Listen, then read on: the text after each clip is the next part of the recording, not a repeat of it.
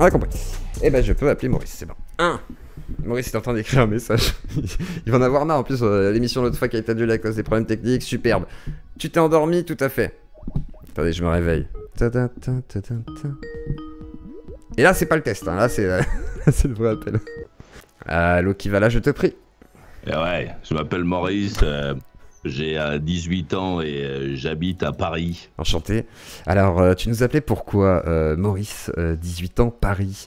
Qu'est-ce que Pour savoir ce que tu utilises comme shampoing généralement. Alors là, actuellement, je suis sur le shampoing qu'achète ma femme. Parce qu'effectivement... Et qu'est-ce qu'elle achète ta femme comme shampoing? C'est bien? Alors, c'est pas si mal que ça. Ça fait un cuir chevelu relativement correct. Ça fait briller les cheveux ou pas? C'est joli. Alors, ça fait briller le pelage suffisamment. Ça le fait friser légèrement. Il est légèrement sec. Attendez, suffisamment pour quoi faire? Alors là, ça, ce sont des choses qui sont de l'ordre de l'intime. Hein, c'est de l'ordre de l'intime, monsieur. Je veux dire, à partir de là, moi, si vous voulez, on peut aborder les sujets qui fâchent, mais... Non, je veux pas créer d'incident, moi. Il n'y a pas d'incident, monsieur. Il n'y aura aucun incident. Je veux dire, l'intime peut se dévoiler à partir du moment où voilà, il y a feeling. Je veux dire, on est dans une époque où tout est feeling, possible. C'est quelqu'un Feeling, c'est quelqu'un, ça ou... Alors, Philippe. Ah, Philippe. Tu confonds avec Philippe. Je pense que là, tu confonds avec Philippe, qui est... Non, c'est juste que j'entends ce que tu dis. Il y a Maurice aussi. Tu connais Philippe, Maurice oui, ça on a... on a essayé de les arrêter d'ailleurs, ceux-là, Philippe et Maurice. Ce serait une mauvaise chose quand même. Mais c'est une époque où on pourrait peut-être arrêter un jour Philippe et Maurice. Alors du coup... J'ai l'impression qu'on est sur ce chemin-là, en tout cas. Alors en parlant d'époque, tiens. Toi, tu es d'une autre époque. Moi, je suis d'une autre époque. Nous sommes de deux époques. Je suis pas d'une autre époque. On est en 2024. Moi, je vis en 2024. T'es encore vivant. Pardon. Non, mais du coup, voilà. Toi, c'est fini, toi. Non, toi, c'est terminé. Non, parce que nous, voilà, nous les jeunes de Internet, tu vois, on est là et on se dit, ouais, on fait les radios libres et tout. On est dans la liberté d'expression. On veut la pérenniser et tout. Quelle puissance. Voilà, on se sent puissant, vois-tu. On se sent jeune encore et vigoureux. Et au-delà de ça, moi, je connais Maurice, du coup j'ai connu les époques Skyrock, etc. Moi je suis né en 86, donc j'ai pas connu Maurice dans la fleur de l'âge où moi j'étais un petit enfant. J'ai commencé en novembre 85 là. Voilà, donc j'étais un bébé moi, donc j'ai pas pu connaître à ce moment-là. Mais je t'ai découvert après coup. Si tu es né pardonne-moi, mais si tu es né en 86 et que j'ai commencé en 85, tu étais l'idée de tes parents à ce moment-là. Mais t'étais pas encore Tout à fait, exactement. Et c'est pour ça que je dis, je t'ai connu après coup. Et j'ai vu ta liberté de ton, en fait, où Maurice, finalement, c'est aussi un animateur qui ose rentrer dans les auditeurs, hein, et ça de manière un petit peu virulente parfois. Ouais, mais c'est pas l'essentiel. Il y a effectivement des gens qui n'ont pas beaucoup écouté le programme, qui ont retenu ça. Alors oui, bien sûr, je suis un garçon qui se laisse pas faire dans la vie en général, donc il n'y a pas de raison pour qu'à la radio, je me laisse faire. Mais le programme, c'est surtout des gens qui parlent. C'est pas moi, en fait, le programme, ce sont les autres. Ce sont les gens qui viennent, qui racontent leurs trucs, ça c'est formidable. Enfin moi j'adore en tout cas. Et du coup, est-ce que c'est une époque qui a changé? Est-ce qu'aujourd'hui c'est encore possible ce format de manière mainstream ou c'est plus possible du tout? C'est dégagé, il faut plus lisse? On est arrivé en 2024 à un moment où la France est devenue un pays extrêmement bavard. Tout le monde parle, ton voisin de palier c'est une star. Il a sa chaîne sur YouTube, il a des millions de followers. Donc, ça a changé, cette partie-là a changé par rapport à avant, où lorsque les gens avaient envie de s'exprimer, ils étaient obligés d'aller vers un média. Maintenant, la radio, c'est d'abord un problème de pognon. Hein. La radio, les chaînes de télévision, celui qui décide, c'est pas le directeur des programmes et encore moins le patron de la chaîne, c'est la régie. C'est la régie qui va dire tiens votre animateur la yeux clos, il tient son truc là, ça marche pas avec notre pub de bagnole électrique. Alors après t'as ton restaurant, donc ils appellent le patron qui appelle le responsable de l'antenne qui vient de voir, qui dit bon écoute on va te mettre plutôt à 4h du matin, à moins que tu puisses arrêter ta truc. Ce qui a changé, c'est ça. C'est-à-dire qu'aujourd'hui, la grande partie des médias se battent pour ne pas mourir. Donc, ils se battent pas pour faire du programme, les mecs. La concurrence qui est trop vorace, peut-être, et les médias aussi qui ont changé, du coup. Il y a, oui, puis surtout les régies publicitaires comptent leur pognon, essaient de mettre de l'argent un peu partout. Quand il y a une campagne Renault, avant il y avait TF1 Publicité, Lagardère et 5 régies qui se partageaient le gâteau et ils envoyaient sur toutes les radios et les chaînes de télévision. Aujourd'hui, avec le même budget, il faut arroser les yeux clos, je sais pas qui, tout le monde envoyer du pognon, donc chacun a son petit... tu vois. J'aimerais bien qu'il m'arrose, j'aimerais vraiment, arrosez-moi. Moi, moi, je voudrais dire que je ne veux pas qu'il nous arrose. Non mais façon de parler, jamais on m'a approché. Non, je veux pas de ce pognon. C'est compliqué. Mais alors tiens, l'époque des radios libres, c'était quoi en fait alors? C'était quoi les radios libres? Au niveau même légal et tout, est-ce que tu peux nous expliquer un petit peu c'était quoi cette époque?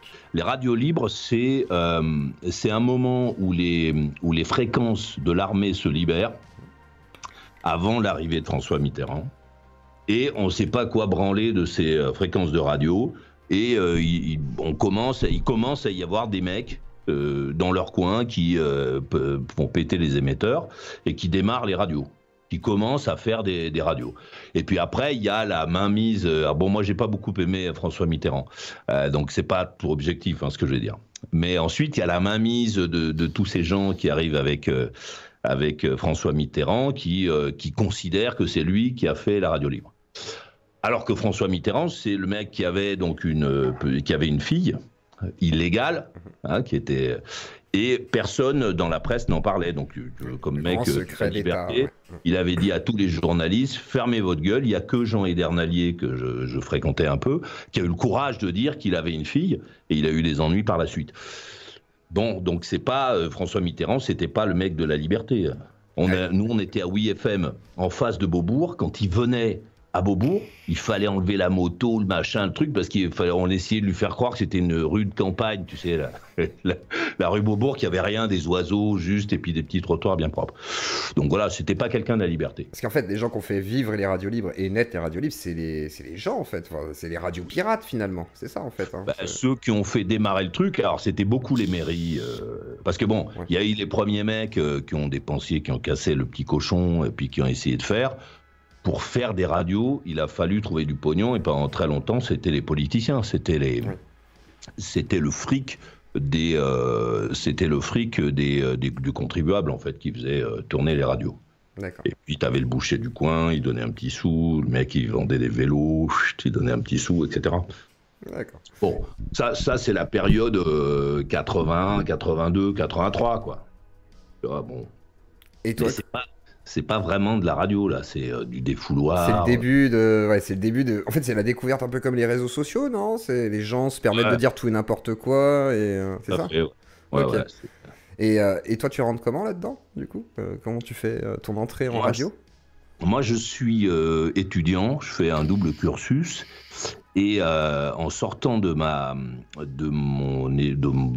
faisais une école de journalisme, je tombe sur un mec qui me dit, je suis dans une boulangerie à Paris, et je tombe sur un mec qui me dit, dis donc, je suis en train de déconner avec des mecs, et il me dit, dis donc, toi le motard là, tu devrais faire de la radio. Et moi j'écoutais une personne à la radio, qui est pour moi le mec de la radio, qui était Bernard Lenoir. D'accord. Bernard Lenoir, il faisait une émission de musique, de rock sur Inter, c'était vraiment formidable. Et donc, ça m'avait jamais traversé l'esprit, tu vois. J'étais parti pour être plutôt, moi, avocat, pas du tout pour faire ça, ou journaliste. Et voilà, je rentre comme ça et je débarque à Radio France. Peu de temps après, je fais quelques petites radios. Et je débarque à Radio France, à la rédaction, au début, où je suis pas le mec que j'avais imaginé, c'est-à-dire le mec qu'on attend. Je suis... comment il s'appelle, monsieur, là, Bazané, Marcel, non? C'est ça que vous vous appelez Marcel?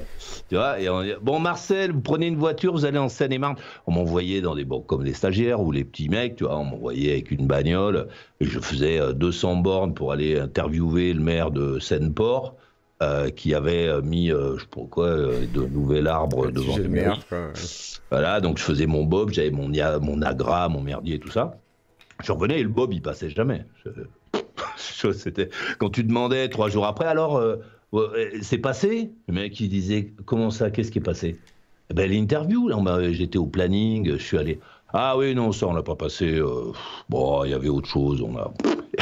Et voilà comment l'aventure démarre. Le début, après, Voilà. Après, il y a l'aventure de l'émission que je fais encore aujourd'hui, que j'adore, qui est formidable, qui est Maurice Radio Libre, qui s'appelle Maurice Radio Libre, mais qu'on a lancé en novembre 91 sur WeFM, avec un mec aussi formidable qui s'appelle Bruno Delport, qui est le patron aujourd'hui de TSF, qui est un mec, génial, qui est un mec ouvert, qui est un mec qui me dit, bon, alors, je faisais, tu sais, j'annonçais les disques le soir, parce que j'aime bien le soir. J'annonçais, je disais, on vient d'écouter Led Zeppelin, Rock and Roll, et maintenant, nous allons écouter AC/DC, tu vois. Bon. Ouais, tu faisais les entractes entre chaque musique. Voilà. Donc je faisais la parlotte. Et un jour, il me dit, dis donc, tu t'ennuies pas à faire ça, ça te... Tu vois, t'en as pas assez. Je lui dis, ouais, j'aimerais bien faire autre chose. Parce que moi, je viens donc à ce moment-là du réseau Radio France. J'ai quitté le centre de formation de Radio France, qui est aussi une radio qui n'existe plus aujourd'hui, qui est Radio France Melun, donc France Bleu Melun, qui est Place Saint-Jean à Melun. Et je fais un magazine de moto sur cette radio notamment. Et il me dit, bon, alors qu'est-ce que tu veux faire, quoi, qu'est-ce qui te ferait plaisir? Et puis voilà, donc je lui dis, bah moi j'aimerais bien parler avec les gens et tout ça. Et donc on s'organise un peu et on démarre.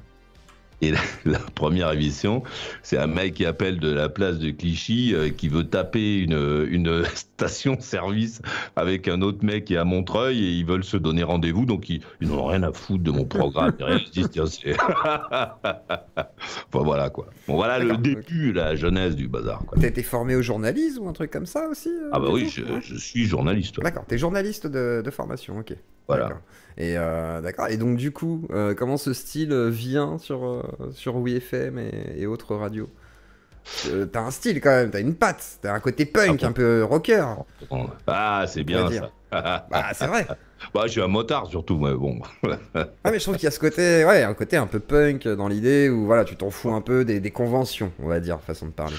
Ouais, bon, moi je suis pour qu'on respecte la loi, je suis un peu gonflant en même temps. Hein. Oui, non, je parle dans l'insolence verbale. Ah, oui. Hein. Oui, je parle non, pas je pense qu'on peut parler de tout. Il faut pas s'injurier parce qu'on connaît tous les grossièretés, donc ça amène rien. Mais on peut se chauffer, se crier dessus pour se dire des choses si on a de l'argumentation. Tu vois, moi j'aime bien ça.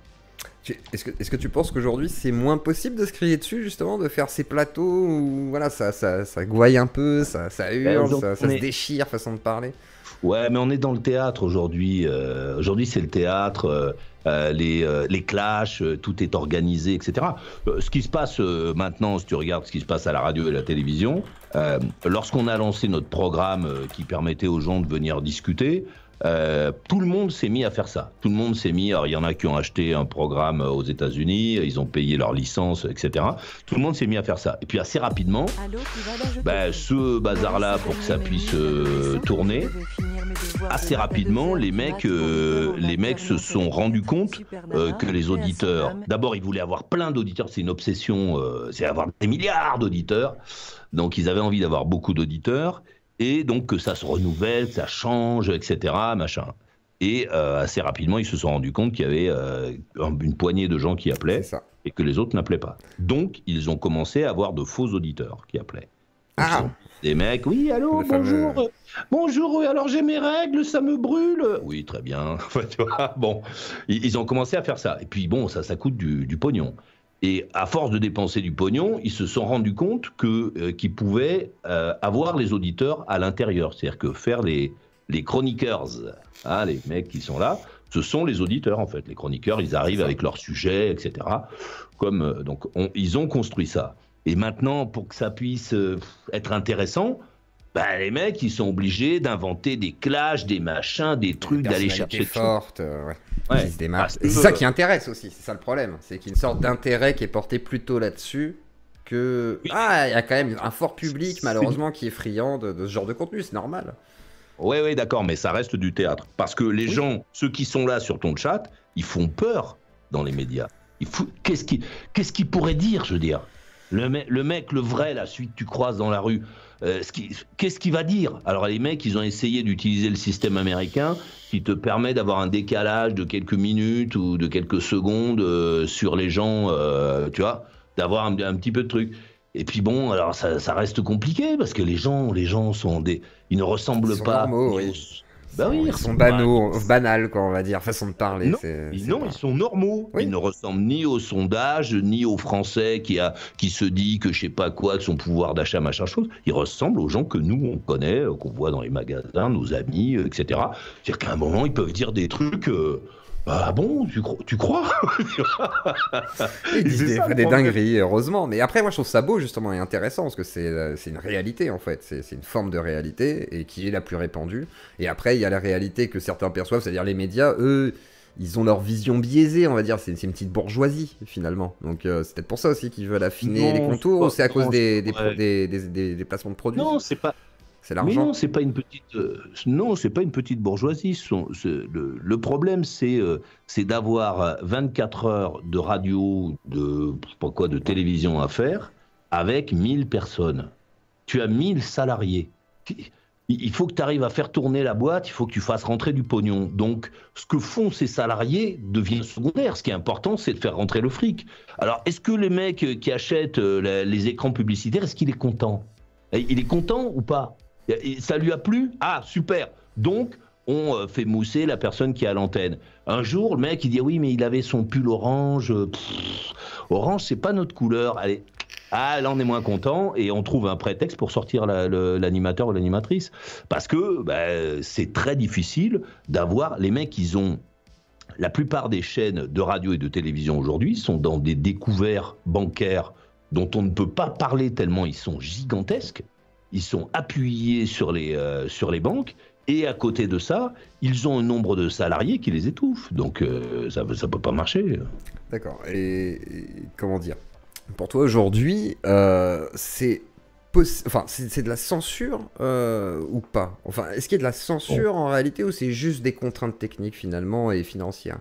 Bon, il n'y a pas de censure, c'est que, voilà, toi, tu vas partir en vacances, tu vas laisser ton matériel à quelqu'un, tu vas lui dire, bon, tu vois un peu comment je suis, essaie de rester dans ces trucs-là. Bon, ben voilà. Donc le mec ou la gonzesse qui va venir là, il a besoin de payer ses factures, il va essayer de rester dans ce que tu lui dis. Terminé.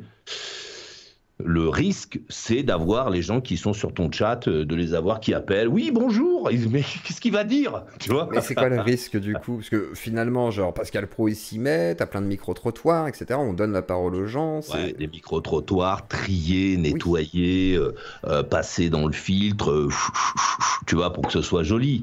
C'est pas les gens qui sont en train d'écrire sur ton chat, tu les as pas passés à la moulinette avant. Les mecs sont chez eux, ils se disent tiens. Clac, clac, j'écris ça parce que j'ai envie. C'est vrai. Il y a un moment d'ailleurs sur les chaînes de télévision, rappelle-toi, il n'y a pas très longtemps, il y avait le chat, il y avait les gens qui parlaient. Puis au bout d'un moment, maintenant c'est fini, on te met le bandeau de, je sais pas quoi, du CAC 40 qui tourne. Donc ouais, le pouvoir de l'argent, quoi, finalement. Et toi, tu regrettes cette époque, du coup? Cette grande époque? Moi, j'adore aujourd'hui. Non, pour moi, c'était pas une plus grande époque, c'était une pas époque... mieux avant. Non, aujourd'hui c'est formidable, t'imagines là, on est ensemble, on a envie de se parler, de se voir, clac, en 2 minutes. Quand j'ai eu l'idée de faire ce truc-là dans les années 90, il fallait 1 million de francs pour payer le satellite de transmission. Ouais. Bon, tu payes la fibre à 40 balles, quoi. Donc, terminé. C'est une petite différence, effectivement. C'est vrai qu'on peut diffuser, là, on fait quasiment une chaîne de télé, façon de parler. Alors, c'est pas, voilà, y a pas le décor et tout, mais c'est vrai que techniquement, c'est une dinguerie. Mais alors, qu'est-ce que tu dirais à tous ces gens qui sont en mode, mais c'était mieux avant, Maurice, la liberté d'expression, on pouvait, voilà, la télé, ils pouvaient s'engueuler, apostrophe. Qu'est-ce que tu dirais à ces gens-là? Je dirais que c'était différent. C'était une époque où dire couille, c'était énorme. Moi, quand j'ai démarré cette émission en 91, tu sais pourquoi les gens gueulaient? Pourquoi ils écrivaient Alors, c'était la haute autorité, je crois, à l'époque. Donc, tu sais pourquoi ils écrivaient? C'est ça, ouais. Non. Parce que je les tutoyais. D'accord. Oui, il y a ce monsieur là qui nous tutoie le soir, mais pour qui se prend-il? On ne le connaît pas. Il faut que ça cesse. Bon, voilà. Aujourd'hui, Ce qui a changé, c'est, enfin pour moi, hein, je me trompe peut-être, mais c'est que tout le monde parle sans arrêt, donc les propos sont un peu vides, pas grand-chose, et comme on attend toujours de l'extraordinaire, ben il vient pas, parce que dans la réalité, pour moi, l'extraordinaire, c'est l'ordinaire en fait que l'on a. Et voilà. C'est voir l'extraordinaire dans l'ordinaire, effectivement. C'est ça qui est plutôt intéressant. Aujourd'hui, les gens sont sur Instagram et Instagram, tu slides comme ça et tu cherches une émotion. Tac. Tant que tu l'as pas, tu regardes pas. Ça y est, t'as l'émotion. Ça monte. Clac, tu changes, tu cherches. Donc tu passes beaucoup de temps à avoir des émotions. Quand ça s'arrête et que tu vas voir tes cousins, chier, ouais. Ils sont chiants, ils ont rien à dire. Ils n'ont pas essayé de traverser une rivière de boue avec un 4x4. Ils n'ont pas nagé avec un requin. Ils n'ont pas fait de danse affriolante et tout. Ouais, il y a tout ça, quoi. Ils ont vécu, ils ont fait à bouffer. Ils disent ah oui, tu sais, maintenant au fond du jardin, on a fait une petite terrasse. Et la rétention créée sur les nouvelles plateformes a changé aussi la façon de se concentrer, en fait. C'est-à-dire que tu regardes plus un film entier sans regarder ton téléphone à côté, la plupart du temps. Enfin, ça a été calculé. Je n'arrive pas. Ouais, mais c'est dur, hein, en vrai. C'est très difficile. Et c'est comme ça, quoi. Et oui, Maurice Chezioco, merci pour le don. Merci, Pavillon Sous-Bois. Et tiens, question de Cyprine, qui a été stagiaire chez toi il y a 15-20 ans. À peu près. Cyprine. Oui, alors je sais pas c'est quoi son prénom, s'il a un petit prénom, il pourra me dire, ou un surnom. Et il me dit, est-ce qu'il va parler du petit monde des radios? Tout le monde se connaît, et c'est un petit milieu, semblerait-il, fermé. Alors c'est quoi ce milieu des radios? Comment c'est? Bah oui, on est comme les pâtissiers, la radio. Les pâtissiers, on se connaît tous parce qu'on a eu à peu près les mêmes galères, à peu près les mêmes responsables, c'est les mêmes instants. La France, c'est un petit pays quand même. Moi, je vis en partie aux États-Unis. C'est pas le même braquet. Nous, on est un petit pays. Donc, tous les gens. Je pense que la grande partie des animateurs et des animatrices qui étaient actifs dans les années 90, bah, je les ai croisés, côtoyés un peu. On a échangé. Alors, on se connaît pas forcément hyper bien, mais on a eu l'occasion de se ouais, c'est comme le milieu des proctologues, sans doute, mais je ne connais pas le milieu des proctologues. Steph Racasse. Mais enfin voilà, quoi. Donc c'est un peu logique. C'est logique. Il y a des instances professionnelles, il y a des salons, il y a des vendeurs de matériel, il y a bon voilà. Puis après tu passes d'une radio à l'autre. Quand tu fais un truc, toutes les radios, moi quand ça a commencé à tourner, c'était une petite radio locale, WIFM. Quand je suis parti de là. Bon, forcément, il y a toutes les autres radios sont venues me demander alors, qu'est-ce que vous pensez, qu'est-ce que vous voulez faire? Parce qu'on n'a pas beaucoup de radios. Et puis il y a 3 patrons de radio ou 4. Bon, voilà. Et dans les radios indépendantes, un peu comme toi, parce que toi, t'es une radio indépendante en fait. Hein. Oui. T'es sur ta plateforme, pour t'écouter en direct, c'est par ta page internet et après on t'appelle via Skype, c'est ça, si je dis pas de bêtises? Oui, voilà, tout à fait. Oui. Okay. On peut me téléphoner aussi. Et on peut te téléphoner, je mettrai tous les liens en description. Et du coup, moi je connais Bob Belanca, je sais pas si tu connais, BTLV. Alors, oui, on a travaillé. Alors, pareil, on a été sur les mêmes radios, c'est un mec formidable. Alors qu'est-ce que tu en penses de sa carrière et de l'évolution un peu en mode ésotérisme, machin, parce que c'est assez particulier quand même. Hein. Il a choisi une tangente qui... Moi j'ai adoré ses émissions BTLV justement chez Ado FM. Et après, quand il a commencé à se séparer des radios, parce que ça devait être compliqué, à mon avis, au vu des sujets, et ben effectivement, je trouve qu'il y a une sorte de petite dérive. Mais comment tu vois justement cette évolution et aussi cette interdiction finalement de pouvoir diffuser sur les fréquences normales, quoi, hertziennes? Bah, c'est pas une interdiction, c'est que voilà, si demain tu achètes ta radio, tu vas choisir qui tu mets sur ta radio. Bah, tu vois, c'est d'une logique implacable. Ensuite, quand tu es chez quelqu'un, bah, tu fais ce que le mec te dit de faire, enfin, ou la gonzesse, soit tu t'en vas. Enfin, moi, je pense qu'il faut faire les choses comme ça. Tu vas pas aller chez les autres pour les obliger à faire comme toi t'aimerais faire. Bon. Bob, c'est un mec, pour lequel j'ai une admiration radiophonique. J'ai moins suivi le reste, la télé, etc. On s'est beaucoup croisés. Je suis revenu à WIFM. Arthur avait racheté WIFM. et nous a proposé de revenir, de venir sur WeFM. Et donc, quand j'en ai parlé aux gens de l'équipe, on m'a dit non, la FM, c'est fini, c'est terminé, c'est ringard. Et bon, c'est Arthur, c'est un mec que j'aime bien, c'est un mec bienveillant, c'est un chouette mec. Je me suis dit, allez, on y va, on a fait 1 an. Et Bob était à l'époque sur la radio. Moi, ce que j'aime chez Bob, c'est ça, c'est un truc que je ne sais pas faire. C'est un mec qui sait ouvrir le micro et dire des choses hyper positives, joyeuses, tu vois. Le mec, il fait soleil. Il est bon.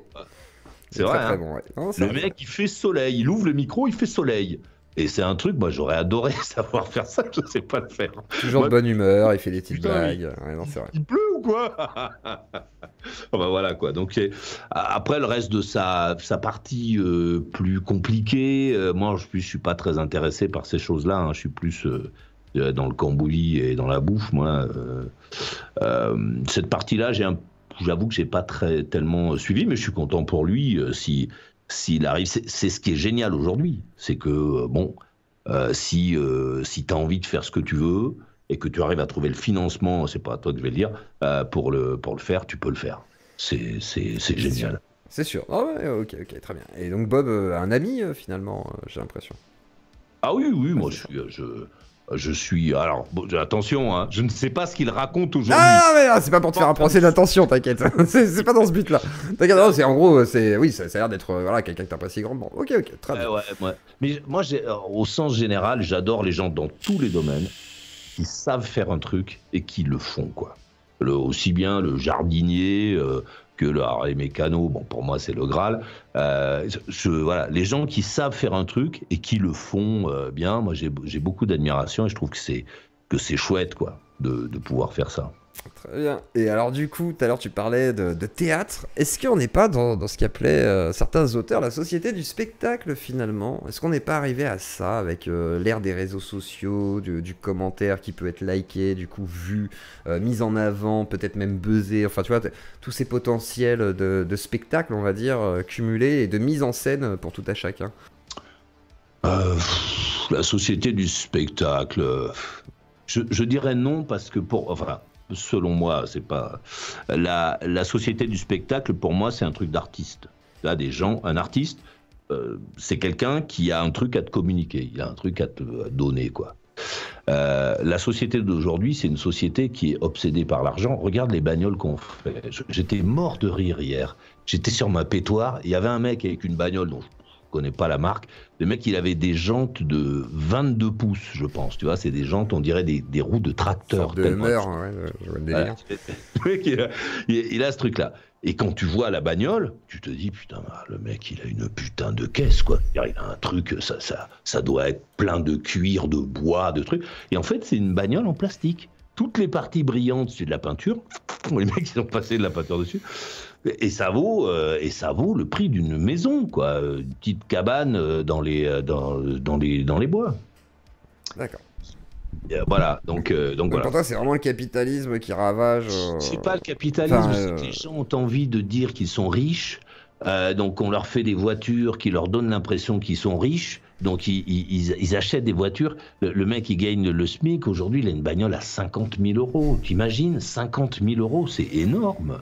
Oui, après, c'est l'inflation, hein, monsieur. C'est petite dame, c'est l'inflation, je vous dirais. Tu vois, oui, mais après, moi, ce que je veux dire par là, c'est qu'aujourd'hui, tout le monde est du coup sur TikTok, je sais pas, t'es sur Twitch, YouTube, on a tous nos médias, on a Twitter aussi où tout le monde peut commenter, se mettre en avant. Quelque chose, pour montrer, regardez mes belles vacances, regardez mes beaux cheveux, regardez mon beau corps, regardez mon beau sourire, pour montrer un truc qui donner son avis ou pour le monétiser finalement, tu vois, parce qu'il y en a beaucoup qui font ça sur Twitter, c'est ça, c'est le royaume de la vie permanente, de la réaction, de l'émotion.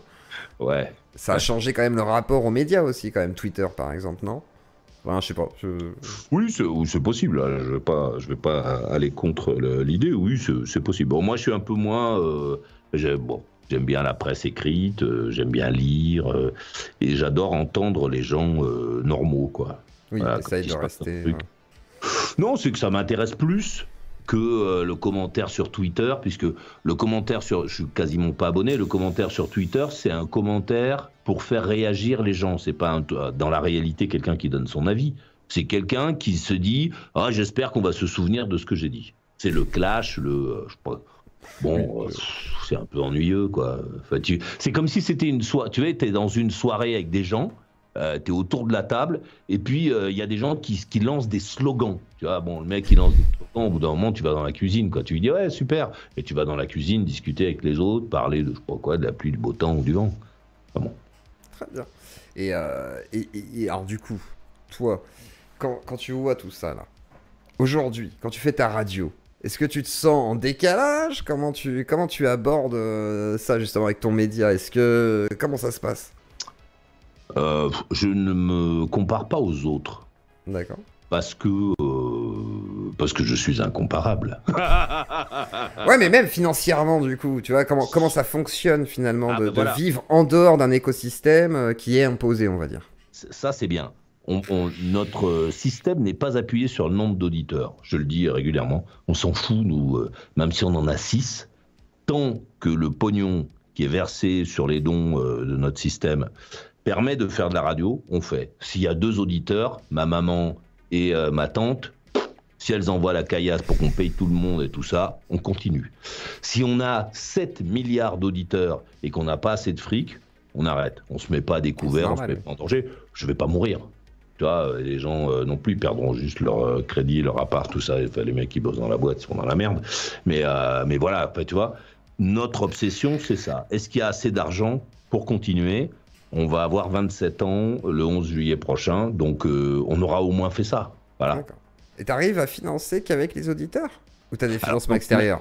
Ce truc-là, quand en 96, je vais voir Pierre Bélanger, qui est le patron de Skyrock, et je lui dis, bon, écoute Pierre, parce que je connais le système. J'ai vécu un truc qui m'a un peu froissé, j'avoue. Je vais être honnête.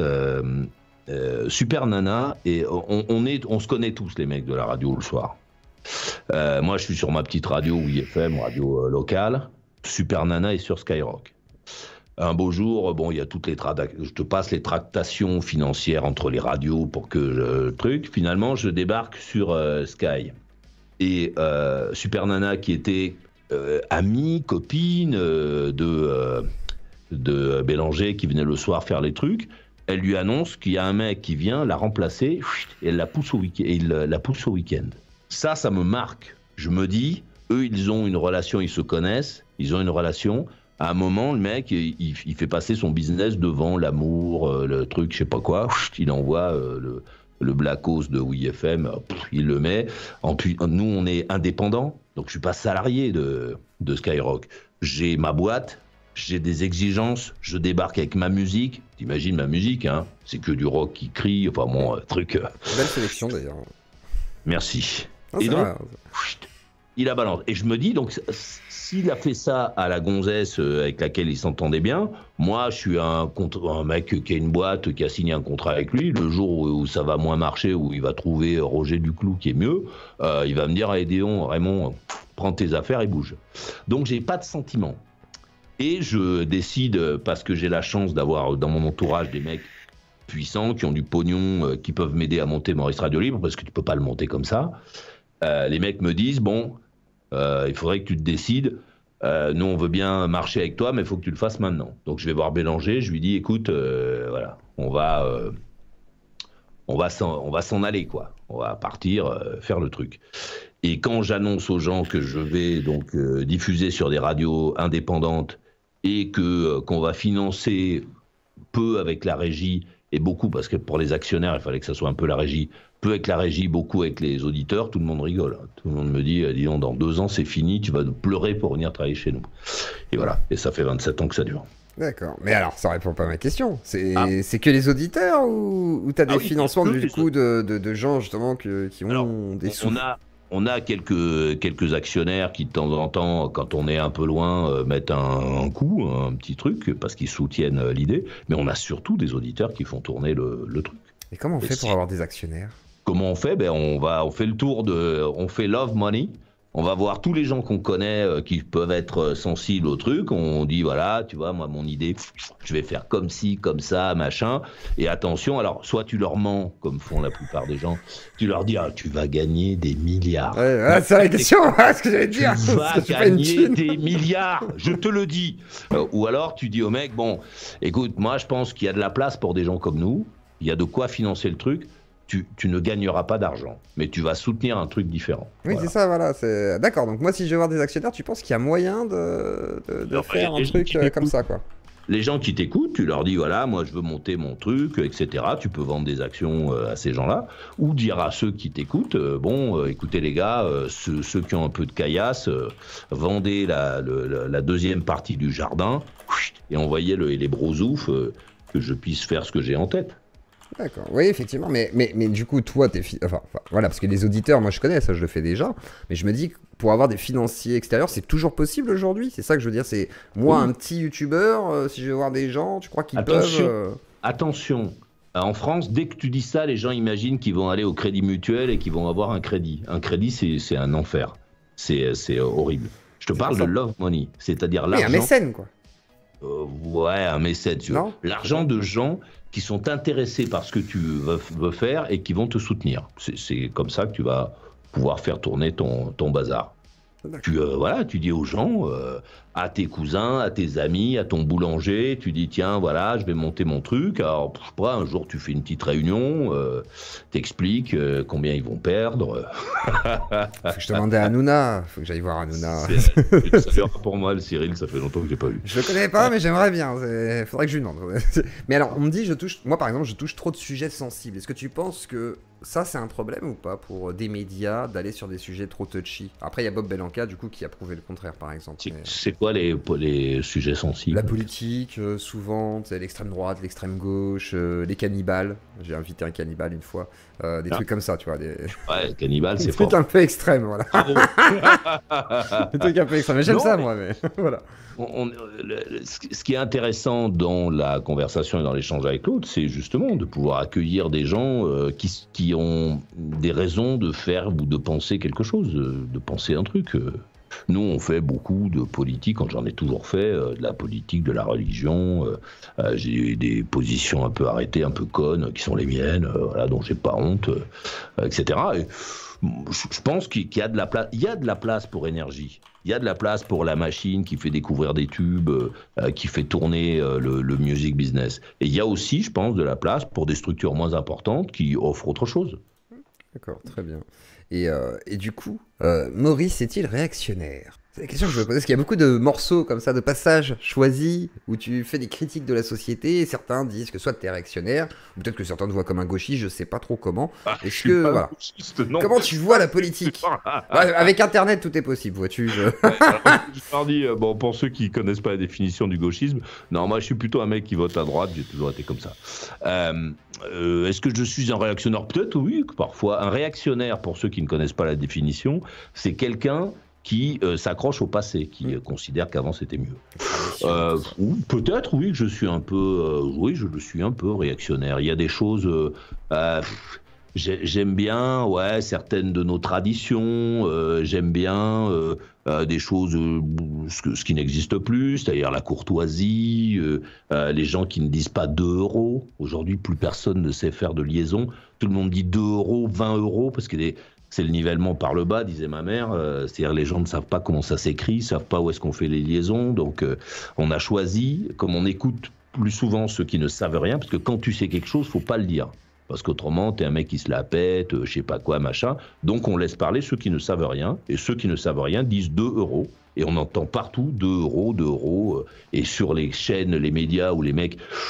ils ont appris, normalement ils ont vu un Becherel, ils ont un peu la technique. Même eux se sont mis à ne plus faire les liaisons parce que c'est le nivellement par le bas, ce sont ceux qui ne savent pas qu'il faut écouter. Donc oui, je suis un peu réactionnaire, ouais.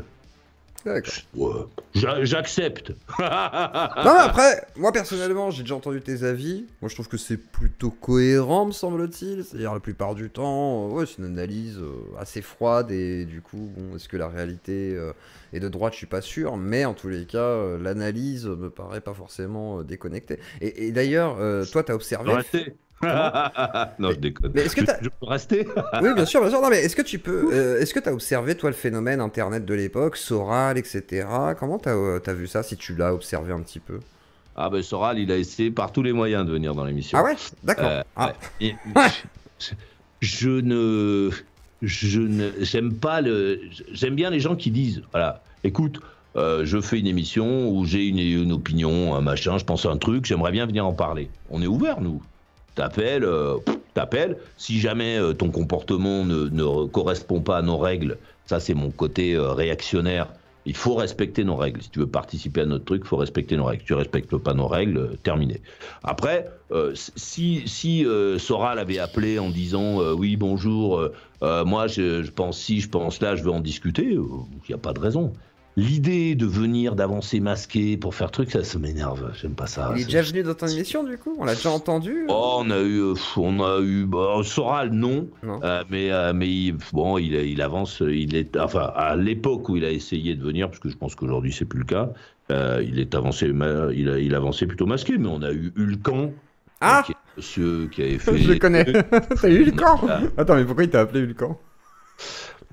Parce que les petits enfants qui étaient dans son truc là, je sais plus comment ça s'appelait, viol vocal, viol vocal. Voilà, essayaient de venir faire les cons chez nous, mais bon, moi je suis réveillé, donc ça m'embête pas si tu m'appelles, tu vois, entre 21h et minuit pour dire bou bou bou bou bou bou bou, je sais pas quoi. Bon, normalement j'en ai un peu marre, mais enfin.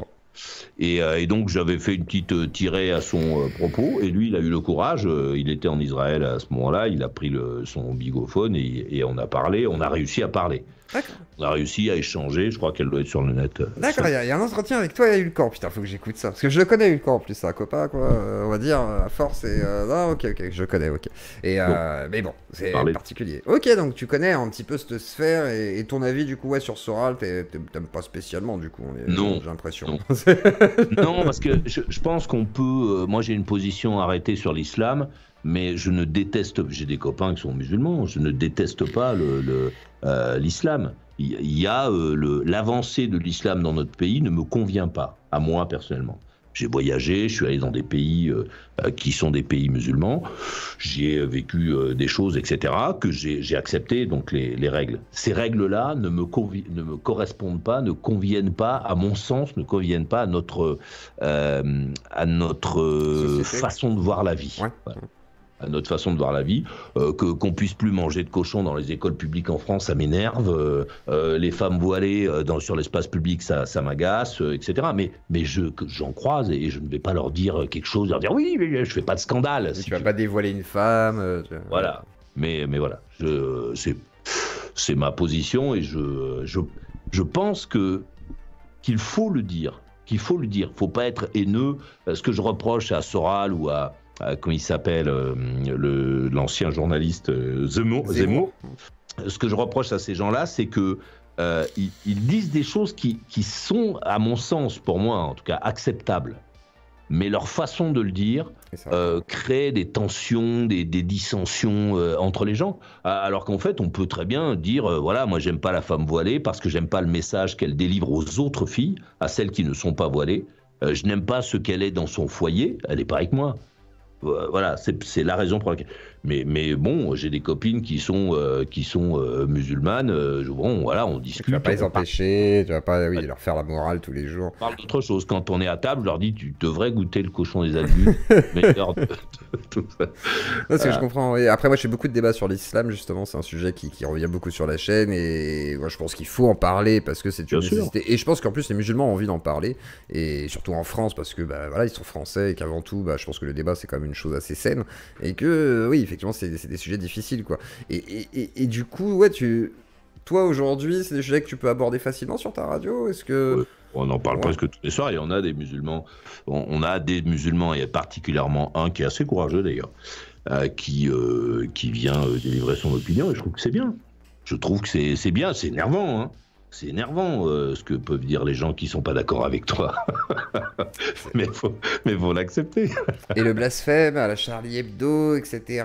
Est-ce que c'est une nécessité encore aujourd'hui en France? Certains disent que oui, non. Merde, je pense que la liberté d'expression, c'est pas ça. La liberté d'expression, c'est pas un outil pour emmerder les autres. Enfin, en tout cas, moi, c'est pas ma vision. La liberté d'expression, c'est exprimer son avis, etc., son opinion. Aller emmerder les musulmans, pour prendre cet exemple, en faisant des dessins, etc., en sachant que ça va créer des trucs, je vois pas l'intérêt, et ça ne nous a amené nulle part, en fait, à part la violence et l'horreur qu'on a pu en vivre. Ça n'apporte rien de très positif, enfin pour moi en tout cas, rien de très intéressant en tout cas.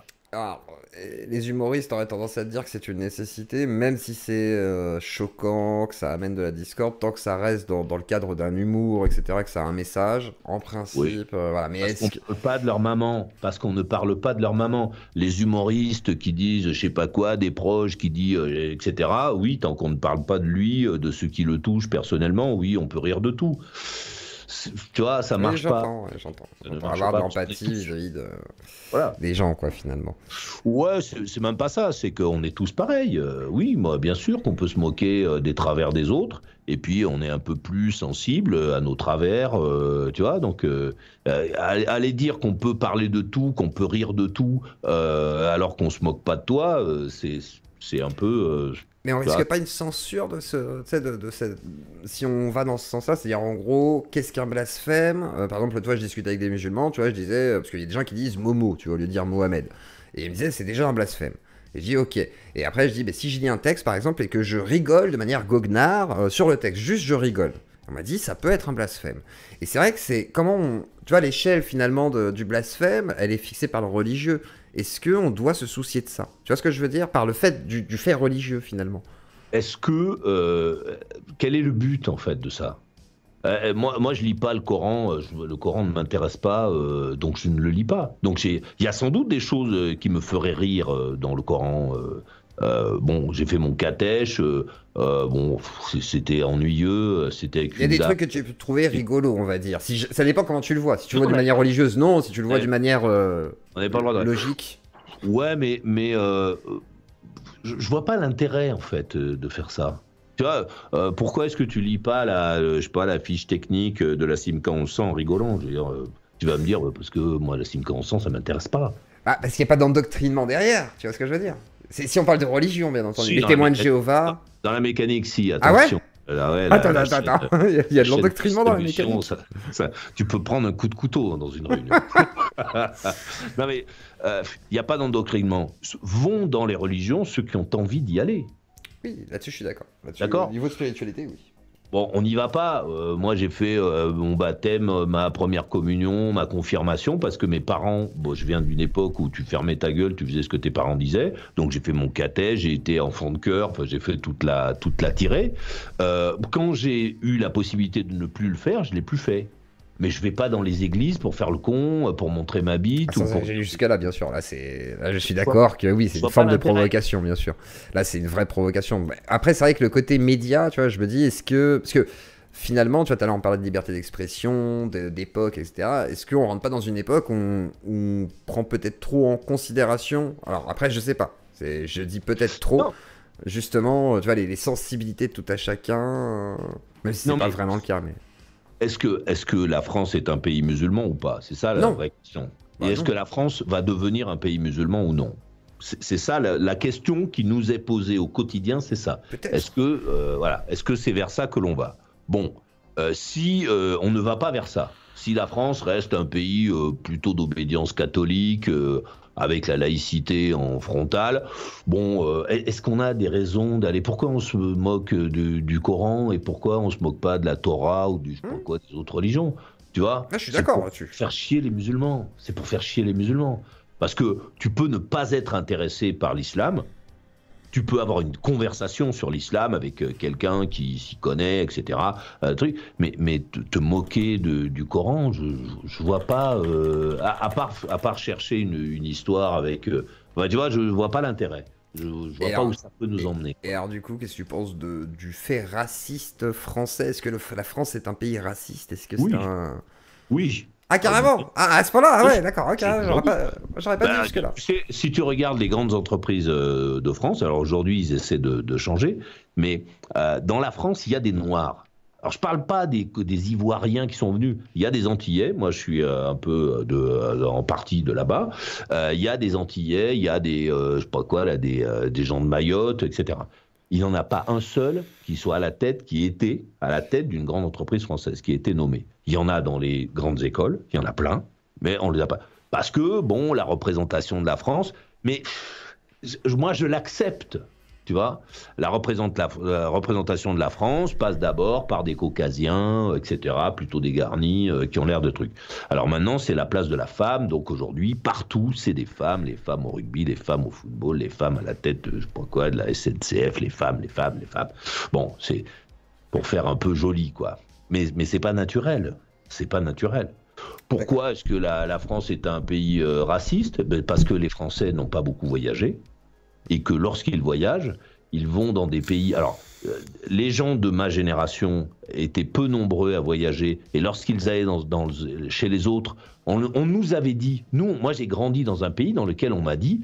Les Français, tout le monde se demande ce que pensent les Français de ci, ce que pensent les Français de là. Ouais, donc, le centre du monde, quoi.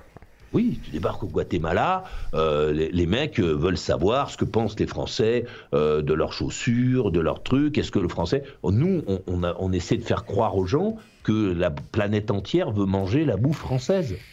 Alors que bon, les Portugais, ils en ont rien à foutre de la bouillabaisse et des trucs. Ils ont leur propre culture, leur propre bonne bouffe. Les Italiens, c'est pareil, j'en passais les meilleurs. Donc, tu vois, donc on est allé à l'extérieur quand Go Voyage a démarré. Les Français sont vaporisés partout et se sont dit, nous, on va leur expliquer. C'est pour ça qu'on nous déteste. On déteste parce qu'on s'est dit, ah oui, non, faut pas faire comme ci, faut pas manger comme là, faut pas s'habiller comme ci, faut pas rester au soleil, faut pas, etc. Donc on a donné toutes ces leçons sans jamais se demander ce que les autres pensaient. On s'est dit, les pays pauvres, les pauvres sont gentils. Tous les gens que tu entendras, ils diront, ah oui, je suis allé au Maroc, je suis allé en Thaïlande, ils sont gentils, ils sont accueillants. N'importe quoi, je veux dire, qui sont gentils et accueillants? Les mecs, ils ont leur baraque, leurs préoccupations, leurs enfants, des heures de repas. Ils sont pas gentils ni accueillants. Les pauvres ne sont pas gentils. Mais tu vois, on s'est dit ça. Les pauvres sont gentils. Alors quand on a vu débarquer des gens de l'extérieur dans notre pays, on s'est dit, ah ouais, ils viennent chez nous parce que nous, on a tout et eux, ils n'ont rien. Tu vois? Alors qu'en fait, nous, on a une autre façon de voir les choses. Et c'est ça qui a créé cette espèce de racisme. Aujourd'hui, les gens se disent, ils ont un regard sur les Noirs, les gens qui débarquent en bateau. Alors je ne parle pas des Noirs qui sont lettrés. Je parle des Noirs qui débarquent en bateau. Ils se disent, ah, ces gens-là sont gentils. Tous les jours, il y a des faits divers.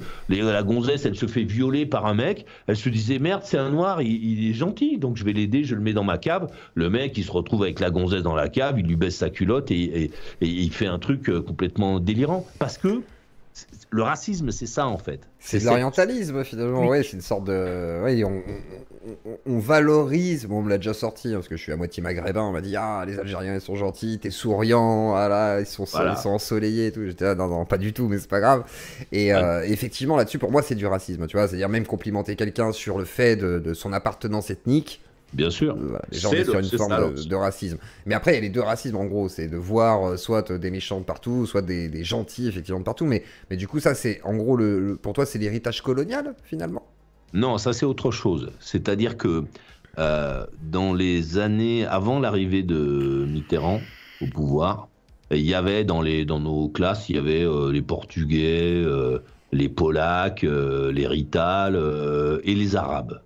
Voilà.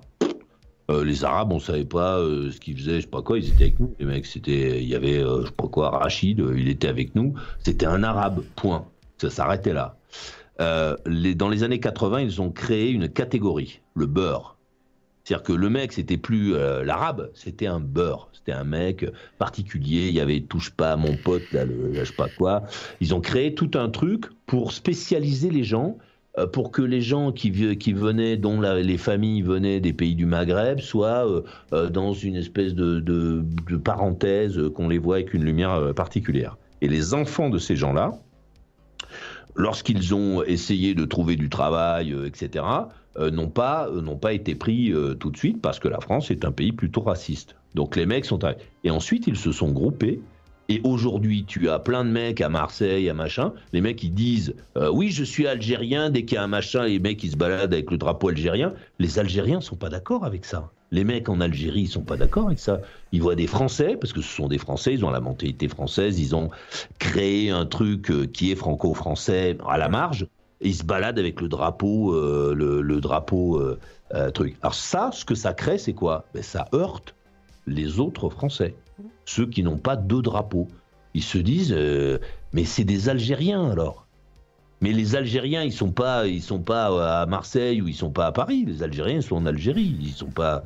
Tu vois, alors, il y a des gens qui sont d'origine algérienne. Là, je pense que Marseille, c'est l'Afrique déjà, mais effectivement, Paris-Dakar, ça commence là-bas normalement. Voilà, mais c'est aussi parce qu'à Marseille, on a laissé se créer ça. On a mis les gens. C'est une ville portuaire aussi, quoi. C'est une ville portuaire où il y a énormément d'échanges, donc effectivement, c'est normal que les gens se retrouvent là. Enfin, toutes les villes portuaires sont toujours pleines de migration ou de phénomènes migratoires. D'accord, très bien. Et donc pour toi, ouais, politiquement, donc plutôt à droite. Ok. Ouais, oui, je suis pour. Oui, je suis plutôt. Ça a toujours été mon regard.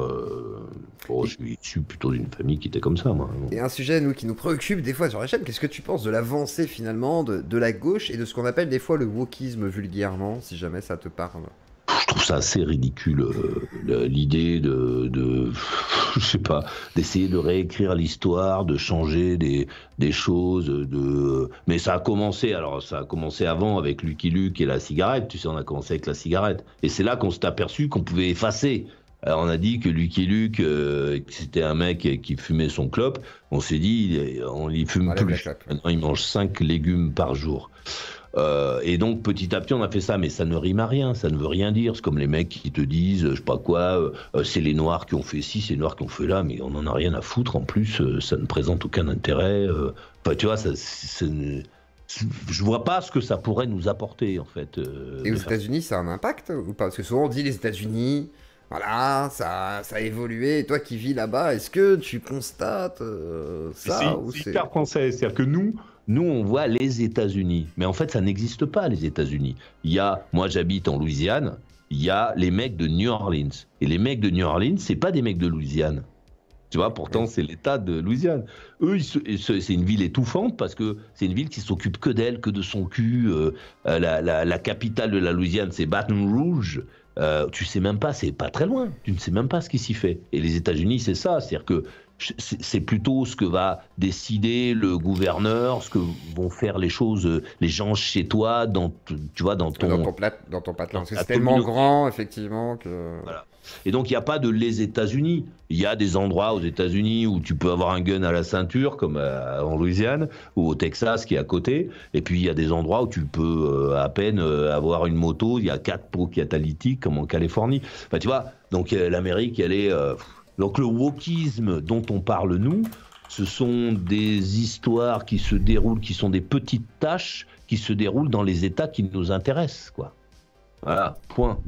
Alors, ça existe, c'est sûr, mais c'est pas un phénomène aussi important. D'accord, donc les gens en font peut-être un peu trop, effectivement. C'est plutôt un marronnier médiatique, quoi, j'ai l'impression. Mais... ouais. Et alors, pourquoi... c'est pour donner l'impression. Pourquoi les USA? Pardon, vas-y. Pourquoi les USA? Parce que j'aime bien l'Amérique. Je trouve que ça fait très longtemps que j'y vais. J'y vais depuis que j'ai 16 ans, je crois. Okay. Et... je trouve que les gens sont gentils aux États-Unis, sont accueillants. À partir du moment où tu respectes leurs règles, leur pays, tu vois, voilà. Donc, je trouve qu'on y vit bien. Alors, il y a pour la bouffe, quand t'es français, que c'est un peu plus difficile quand t'aimes bien bouffer, parce que bon, il faut vraiment que tu sortes ton carnet. Bon, tu vas même chez Walmart, il y a plus de variétés que chez nous de légumes. Mais par contre, il y en a pour 4 personnes, quoi. Ouais. T'as un magasin avec 5 rayons de bière, 6 rayons de chips, et 2 bouteilles d'eau, parce qu'ils boivent pas d'eau, les Américains, et puis une salade verte et 2 trucs. Ça s'arrête là, quoi. Et tu t'y plais, du coup? Oui, ouais. Oui, parce que c'est un pays dans lequel les gens s'amusent. Il y a des mecs qui font des, je sais pas quoi, ton voisin, il fait des courses de cerceau, il y en a un autre qui fait... Enfin, tu vois, ils ont ce côté... il y a beaucoup plus de moyens de s'amuser. Voilà. New Orleans, c'est une ville de déguisement, de fêtes, de musique.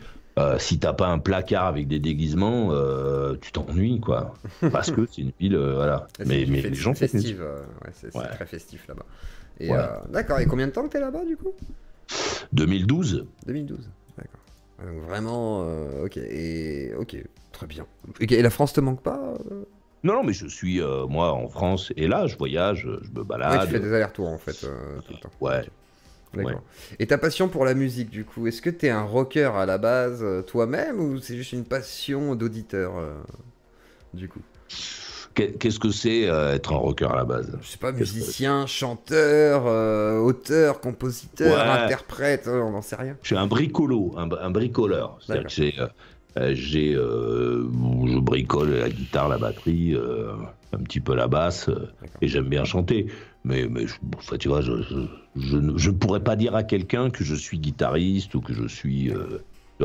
plutôt passionné, mais pas forcément pratiquant, on va dire. J'adorerais savoir faire. Tu vois? T'aimerais avoir le don. J'adorerais jouer de la guitare comme Alvin Lee. J'adorerais avoir ce truc, quoi. Bon, alors c'est beaucoup de travail aussi, hein, mais j'ai pas le talent, je pense. Parce que toi, t'es un vrai fada de musique, en fait, quoi. C'est quelque chose qui te porte depuis toujours, en fait. Parce que t'as ta sélection musicale et tout, t'aimes bien faire découvrir des sons assez rares. Ça vient d'où? Ça, c'est familial? Comment ça? Ou c'est personnel? Oh, je pense que c'est plutôt personnel. Moi, mes parents étaient plutôt dans la musique classique, tu vois, Dvorak, etc. Bon, ce qui était intéressant, hein, je regrette pas. Mais ouais, puis j'ai très vite eu des copains et des copines qui étaient intéressés par la musique, tu vois, qui se ressemblent, s'assemblent. Donc on a beaucoup été là-dedans. J'ai eu des petits groupes de musique comme beaucoup de gens. Et pour aujourd'hui, pour éviter justement qu'on entende toujours la même chose ou toujours la même truc, on fait la prog ensemble. On est plusieurs personnes à faire la prog, on se prend la tête, on s'engueule, etc., comme j'aime bien, pour imposer son titre, mais toujours dans notre catalogue, qui est un catalogue rock un peu ouvert, dans lequel il y a des choses, moi, que je trouve, voilà, qui sont, tu peux écouter le matin, l'après-midi, c'est génial.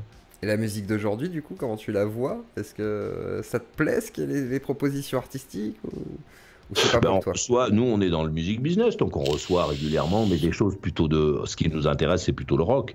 Alors chez nous, comme on est un petit pays, les jeunes écoutent du rap. C'est ça. Mais si tu vas en Amérique, il y a des jeunes qui écoutent du rap, et il y a plein de jeunes qui écoutent du rock, il y en a d'autres qui écoutent de la country, etc. Tu vois, c'est plus ouvert. Nous, on est... voilà. Toute ma jeunesse, les jeunes écoutaient du rock. Maintenant, les jeunes écoutent du rap parce qu'on a du mal à écouter plusieurs choses en même temps. Mais moi, je suis un peu enfermé là-dedans parce que j'aime les sons des guitares, j'aime la batterie, j'aime la formation du rock, la façon d'écrire le rock, de jouer. Alors parfois, il y a eu une période au début des années 2000 où ça tournait un peu en rond, tu vois, après le rock de Seattle, on a eu... c'était un peu ennuyeux. Mais là, aujourd'hui, c'est reparti. Il y a plein de choses. T'as Wolf Alice, t'as plein de trucs. Et même en France, t'as des groupes qui sont vachement bien. T'as des gens comme Mademoiselle K, t'as des gens comme ça qui font un rock qui est un peu différent, tu vois, mais qui est vachement sympa. Aston Villa, Ina Hitch... Donc, allez découvrir aussi les musiques qui sont diffusées. T'as une playlist aussi que tu mets liée à ta chaîne YouTube, il me semble. Alors, nous, on ne diffuse que les Martin Circus. Voilà, c'est notre politique. Il faut venir écouter la musique chez nous. D'accord, ok. Il n'y a pas de playlist disponible. Non, il n'y a pas de playlist disponible. D'accord. Et alors, tiens, il y a quelqu'un qui me demande-lui s'il se souvient de Vampirella, première femme chroniqueuse de WeFM. Est-ce que tu te souviens de Vampirella? Vampirella, première femme. Moi, j'ai été responsable des programmes de WeFM à un moment. assez longtemps, du temps de Cadet Olivier, tout ça, qu'est-ce qu'on rigolait. Vampirella, faudrait qu'elle m'envoie une photo. Je veux bien une photo, je te dirais en la voyant peut-être, plus que dans son pseudo. D'accord. Et toi, t'as connu tout le gratin de l'époque, finalement, j'ai l'impression. Parce que tu cites Cadéo, Arthur, Hanouna, machin et tout. T'as connu beaucoup de monde. Ah oui, ce sont des gens qui étaient... on est dans un petit pays. Quand t'es à Paris, voilà, dès qu'on dit radio, tu vois tous les gens de radio tu vois, ou de télé. Puisque pendant très longtemps, pendant les années 90, la radio était un tremplin pour faire de la télé. Donc tu as plein de gens, Éric Jean-Jean, Coé, etc., qui sont des gens qui sont passés de la radio à la télévision, c'était leur envie. Arthur, c'était leur envie, et on était courtisés par les gens de télé. Et comment tu vois les évolutions d'un Coé et d'un Hanouna, par exemple, qui sont devenus des sortes de monstres médiatiques? Tu sais, il y a des périodes.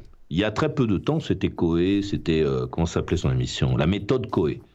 Tu pouvais aller nulle part, c'était toujours la méthode Coé. Puis un beau jour, pour des raisons qui sont leurs raisons, hop, il a disparu, avec la fille avec Virginie Foucault, donc la fille de Jean-Pierre Foucault, ils ont créé donc l'émission d'aujourd'hui. Le truc fonctionne, mais bon, il fonctionne... il fonctionne combien de temps? Enfin, j'espère pour lui que ça va marcher très longtemps, mais voilà, ça monte, ça descend, ça monte, ça descend, ça monte, ça descend. Ceux qui sont à la manœuvre, ils piquent des gens, picorent des gens, les prennent, font truc. Alors si les gens ont un talent particulier, Cyril il a du talent, un talent particulier, il exploite, mais la surexploitation, c'est comme les moteurs, tu vois, si tu tournes toujours en zone rouge, au bout d'un moment, le moteur, il perd de la puissance. Alors, si tu as du pognon, quand il commence à perdre de la puissance, tu le ramènes au garage et t'en prends un neuf. Et c'est un peu ce qui se passe dans le monde de la télévision et de la radio aujourd'hui. Enfin, la télévision, parce que la radio, il ne se passe plus grand-chose. Et pour toi, Hanouna, il y a des choses quand même critiquables dans son travail. Parce que il y a des orientations qu'il a pris qui ont beaucoup changé finalement. Il s'est mis en influence politique. Enfin, on n'est plus dans le simple divertissement, on est dans autre chose, non? Il y a une forte évolution quand même. Je regarde pas la télé, donc l'émission de Cyril, je l'ai jamais vue. Je l'ai jamais regardée. J'ai vu des extraits parfois quand il y avait un truc, etc. Moi, je pars du principe que, voilà, le mec, il a trouvé un truc, un filon, il exploite son filon, il a raison. Comment il s'appelle, le patron, le breton, comme il s'appelle, Bolloré. Bolloré, oui. Bolloré lui a donné sa confiance, etc. Je pense qu'il aurait tort parce que les gens voudraient qu'il fasse la messe. Il fait pas la messe. Il fait un produit qui est manifestement regardé, qui satisfait les régies publicitaires et donc l'actionnariat de Bolloré. En avant, en marche, accélère, roule ma poule. Il faut qu'il en profite. Après, ce qui se passe, c'est un peu ce qui se passe maintenant, quoi. C'est du scandale, des clashs, voilà, on va chercher, si j'ai bien compris le principe de l'émission, on va chercher des faits divers, on emmène les gens des faits divers sur le plateau, et on les cuisine, pourquoi pas. Sur le concept, en plus, j'ai rien à dire. Après, il y a les sommes aussi, tu vois, le côté somme indécente, etc. Tout à l'heure, tu parlais d'argent. Pourquoi somme indécente? C'est pas notre fric. Je suis beaucoup plus agacé par la fortune de Drucker, qui a pris l'argent des Français, du contribuable français, qui est sur une chaîne publique et qui s'est enrichi avec cet argent sans jamais nous demander notre avis. On n'a jamais demandé. Alors, j'ai rien contre Michel Drucker, je le connais pas. Mais le principe, si tu veux, c'est un mec qui a fait une fortune avec des gens qu'on a mis à la rue parfois, des gens qui ont été dans des situations financières incroyables parce qu'il fallait qu'ils paient la redevance télévisuelle ou qu'ils payent leurs impôts pour enrichir Michel Drucker. Cyril Hanouna, il vit avec de l'argent, comme les footballeurs, ils vivent avec de l'argent de la publicité, machin, avec leurs trucs. Moi, j'en ai rien à foutre, ils ont raison. Et plus ils peuvent prendre de la caillasse, si pour eux c'est important, il faut qu'ils en prennent. Comment il s'appelle, être riche comme Mbappé, qui prend, je sais pas combien, 300 millions. Pourquoi il le ferait pas, le mec? Il a raison. Moi, je suis d'accord avec toi. Moi, si je pouvais prendre 300 millions, je les prendrais. Mais bon, ça, c'est un autre débat. Je les prendrais pas. Tu les prendrais pas? Non, ça m'intéresse pas, je ne ferais pas qu'on branler. Après, 300 millions, c'est beaucoup, mais voilà, si on me les donne, autant les prendre. Ou moi, je les prendrais pas, mais bon... Tu fais ce que tu veux. Tant pis, ouais, je les prendrai merci. Ah, c'est super. non, parce que... je les garde, hein, si tu les veux pas. Ouais, garde-les. Mais n'oublie pas que plus t'en auras, plus il y aura de gens autour de toi. Pas grave, je mettrai des barricades, des gardes du corps, t'inquiète, c'est ce que fait Mbappé. Tu vivras comme Michael Jackson, c'est-à-dire toute ta vie, tu pourras rien faire. Moi, ce que j'aime, c'est vivre, tu vois. C'est pas... c'est le problème du pognon, c'est qu'il empêche les gens de vivre. Comment il s'appelle le footballeur, je connais pas le football, mais juste le fric du jeune là, Mbappé, qui est je sais pas quoi, qui est un mec qui a du talent. On parle beaucoup de son salaire. Le mec il gagne plein de fric, mais il ne peut rien faire.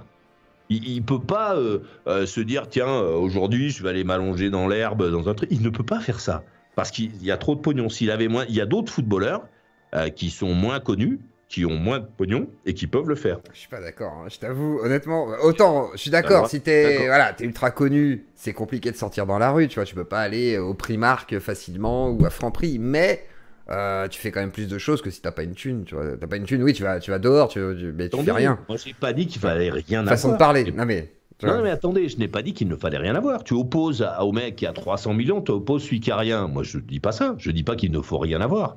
Je dis que ces sommes sont tellement gigantesques que ce mec-là, il est sans doute surveillé par des centaines, voire des milliers de voleurs de trucs parce qu'il a ce pognon. Tu vois, c'est sûr.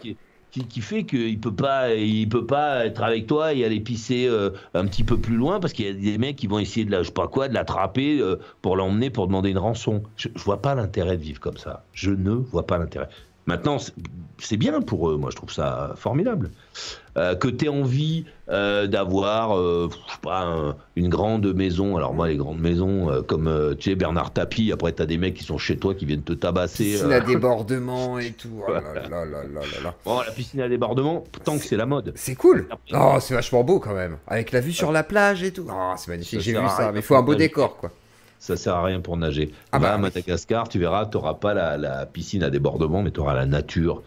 Pour note le plan de Madagascar, ok. Ouais, tu vas voir, ça me dérange pas. J'ai vécu 5 années à Madagascar. C'est formidable, c'est un très bel endroit.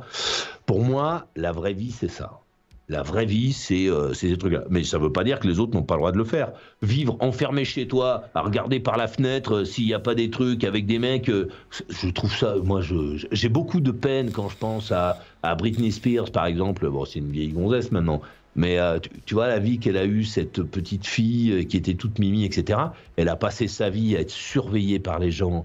Ah, c'est un enfer. C'est difficile, oui. Non, c'est sûr que c'est pas non plus une vie de rêve si t'es extrêmement riche, quoi. Ta cousine qui a gagné moins d'argent, qui a été responsable à la poste à Guéret, elle a la maison qu'elle avait envie d'avoir, elle part en vacances comme elle veut, elle a des beaux enfants, sa vie, elle est géniale. Elle mange bien, elle est heureuse. Enfin, tu vois, on n'a pas forcément besoin d'avoir 300 millions pour vivre heureux. Et si on a 300 millions, les 300 millions sont t'empêchent en fait de vivre comme il faut. Pas pour moi. Si vous avez juste 3 millions, moi ça me va. Voilà, 3 millions. Parce que 300 millions, je me rends compte que c'est beaucoup. Bien. Ouais, 3 millions, c'est bien. 3 moi, je fais ma petite vie tranquille, y a pas de souci. Je fais ma petite radio, c'est bien. machin. Tu les auras. Ouais, bah, j'ai bientôt 40 ans, hein, faut que je me presse. Tu les auras, accélère dans les virages. Arthur, si tu m'écoutes. Et Nagui, tiens, pareil que notre cher Drucker, est-ce que lui aussi, parce que voilà, il s'est fait. Moi, mon problème, c'est l'argent public. Mon problème, c'est l'argent public. Je pense que sur les chaînes de services publics, qu'elles soient de radio ou de télévision, on devrait avoir des gens qui tournent. On devrait avoir pendant 2 ans quelqu'un, une fois que cette personne est mise en selle, c'est notre argent, c'est notre fric. Nous n'avons pas choisi ces gens, on devrait leur dire merci, c'était super, et en prendre des nouveaux, qui est une sorte que cet argent public permettre de découvrir des gens, d'entendre autre chose, etc., plutôt que de permettre à des gens de faire des fortunes sur le dos de ceux qui parfois ont beaucoup de mal à vivre. C'est mort ça, on est d'accord, c'est fini. Quoi donc? Bah, le fait de mettre en avant, voilà, de faire tourner, de pas avoir des têtes d'affiche, de pas mettre des millions sur 2-3 personnes qui vont représenter la chaîne. Le service public, aujourd'hui, c'est 10 000 personnes, je crois. 10 000 personnes. Tu te rends compte? 10 000 personnes, c'est une ville de province. C'est 10 000 personnes, et lorsqu'ils font une émission de télévision, ils prennent une boîte extérieure pour la faire. Que font les salariés, alors, que nous payons? Qu'est-ce qu'ils font? Ils sont chez eux, ils réfléchissent. Ce sont des gens souvent très compétents qui savent faire des choses. On devrait interdire les boîtes de production extérieures dans le service public. Qu'elles existent dans le privé, moi je trouve que c'est génial, j'en ai une. Moi c'est une boîte de prod privée. Je trouve que c'est très bien de faire ça. En revanche, avec l'argent public, on ne peut pas faire ça. On ne peut pas continuer à enrichir des mecs, le mec qui roule en bagnole de sport, avec les impôts des autres. C'est pas acceptable. Est-ce que les coûts de production ne seraient pas supérieurs s'ils le faisaient eux-mêmes? Vraie question, je ne sais pas du tout. Mais ils sont là, les techniciens. Les techniciens de France 2, France 3, du service public, savent faire de la télévision, du cadre, de la lumière, etc. Ce sont des gens, souvent, qui sont extrêmement bien formés. C'est pas juste des copains qui se sont mis à la lumière, je sais pas quoi. Ce sont des gens, souvent, qui ont été pris sur un curriculum vitae, ils ont été pris sur des compétences, donc ce sont des gens qui savent très bien faire les choses. Moi, c'est là où j'ai appris à faire le plus de choses, c'est ma période à Radio France, j'y suis resté 7 ans, 8 ans, c'est là que tu apprends, parce qu'il y a des gens qui savent vraiment, qui ont appris à faire les choses. Donc il y a les compétences dans le service public pour faire. On ne devrait pas utiliser l'argent du contribuable français pour rémunérer des entreprises privées. C'est pas, pour moi, ce n'est pas acceptable. D'accord, donc, mais tu penses que c'est possible encore, du coup, avec les Macron, les machins, vraiment... C'est une question de décision. Tout est une question de décision. Alors bon, Emmanuel Macron, il était bien parti. Moi, j'étais très content. Truc, bon, finalement, c'est Bayrou, non, qui est déguisé. Non, je déconne. Mais, oui, il suffit de prendre la décision de changer ça, de faire travailler les gens du service public, et peut-être un peu de dégraisser le mammouth, parce que c'est cher, quoi. C'est extrêmement cher. Ouais, et malheureusement, je pense que les Français en ont marre. Après, c'est vrai qu'on pense pas au service public directement, mais c'est vrai que ce serait plutôt intéressant de faire ça. 10 000 salariés, 10 000, t'imagines? Pour faire 24 heures de télé, 24, ils ont pas des journées de 100 heures. Ils ont TF1, des journées ça représente quoi? TF1, ils ont quoi comme... Je sais pas, c'est une boîte privée. Alors eux aussi, on leur verse du fric à TF1. Chaque année, on verse du fric à TF1, on verse du fric à M6 avec l'argent du contribuable pour soutenir machin truc, je sais pas quoi. Ce qui sont des choses pas normales qu'on ne devrait pas faire. Ils ont assez d'argent, quoi. Ouais, ils ont pas... Tu vois, on participe à la rémunération du tour de table de TF1, c'est pas normal. Mais bon. D'accord. Donc, et pour toi, le système, il est pourri? Non. Non, même pas. Non, le système est bête. Il est pas pourri, il est bête. Parce que le problème qu'on a dans les dirigeants qu'on a aujourd'hui et ceux qui nous ont conduits là, c'est quoi? Avant, il y avait des hommes d'État, ce qu'on appelait des hommes d'État. Les hommes d'État, c'était des gens qui avaient une vision, etc. Ils étaient un peu fous. Là, on a changé pour avoir des gens dont l'objectif est d'acheter des cuisines chez Ikea, d'avoir des piscines à débordement et de rouler en je sais pas quoi, en Tesla. Donc, quand on les coince, les mecs, c'est ça. Regarde tous ceux qu'on coince. Il n'y en a pas un seul qu'on coince parce qu'il a fait, je sais pas quoi, un truc pour essayer de changer la France. Et les mecs, ils sont tous à se demander comment ils peuvent gratter ici, gratter là. Parce que l'objectif de tous les gens de notre pays, c'est d'avoir de l'argent pour acheter des objets manufacturés. Et ceux qui nous ont conduits dans la merde dans laquelle on est, sont des gens dont l'objectif était simplement de faire ça, faire du carrelage, je sais pas quoi, refaire leur cuisine, des choses complètement qui sont très loin de la pensée de l'homme d'État. Et c'est ça qu'il nous faudrait, c'est trouver des personnes qui ont une vision de la France, etc., et qui ont envie de nous emmener là. Mais alors tiens, il y avait quelqu'un qui avait une vision de la France politiquement pour toi aux élections? Ou pas? Non. Non, ouais, c'est rassurant. Non, j'ai cru dans Emmanuel Macron parce que je me disais, le mec, c'est un mec qui a moins de 40 ans. Quand le mec est arrivé président, le mec, il avait moins de 40 ans. Je me suis dit, c'est un mec, bon, il va nous emmener vers un truc complètement neuf, complètement différent. C'est un mec qui vient de province, c'est pas tout le monde le présente comme si c'était... C'est un mec qui a vécu dans un bled en province, dont le papa était médecin, bon, médecin de province, tu vois, c'était pas le chef de la pitié salpêtrière. Donc c'est un mec qui gagnait honnêtement sa vie. Enfin, tu vois, c'est pas des gens de la finance. C'est un monsieur qui a travaillé 3 ans dans les banques, 3 années. Je veux dire, c'est zéro comme expérience. C'est-à-dire, si tu te pointes pour aller bosser dans une banque, mais même chez Rothschild, avec 3 ans chez Rothschild, les mecs, ils te disent, attends, tu vas te mettre d'abord dans les petits bureaux et on va voir ce que tu es capable de faire. Tu n'es pas confirmé quand tu as fait un travail, un plombier qui a 3 ans de plomberie. Rothschild aime beaucoup Macron, ils avaient dit, c'est quelqu'un qui a beaucoup de talent, machin, j'ai vu le documentaire. Oui. Bon, après, je sais pas si c'est vrai, tu vois, mais en tout cas, c'est ce qu'ils disent. Ils ont dit ça au moment où Emmanuel Macron montait en puissance pour faire partie de la truc. Mais dans la réalité, c'est un mec qui a travaillé 3 ans dans la banque. C'est pas un mec qui a travaillé 20 ans dans la banque. Quand ton chauffeur de bus a 3 ans de permis, tu lui dis de temps en temps, tu regardes, tu dis attention, il a 3 ans de permis, le mec. Notre président n'est pas un mec de la finance, je sais pas quoi. C'est un mec, bon, il a arraché un peu de caillasse parce qu'il a jeté les dés, mais c'est pas son expérience de banquier qui a permis de faire. Tu vois, on est très loin de ça. Oui, non, clairement pas, c'est pas ses qualités, mais ce qu'on sait, c'est qu'il a de l'influence, quoi. C'est surtout ça, en fait. C'est le côté... président. Oui, c'est toujours flippant quand tu vois... Ceux qui ont de l'influence sont ceux qui ont du pognon, c'est pas notre président de la République. Regarde où est Sarkozy aujourd'hui, on ne sait pas si on le met en prison ou pas. Il est encore en prison. Sarkozy président 1, le 1. T'avais bien aimé? Ouais. Ah, Sarkozy, président 1, j'ai bien aimé. Pourquoi? J'avais voté pour lui, j'y croyais. Parce qu'il représentait la fermeté, le truc. Bon, il a fait l'université, il a bien réussi.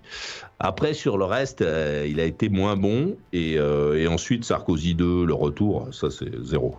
Mais bon, le problème qu'on a, c'est que nos personnages politiques, ils sont là pour 5 ans.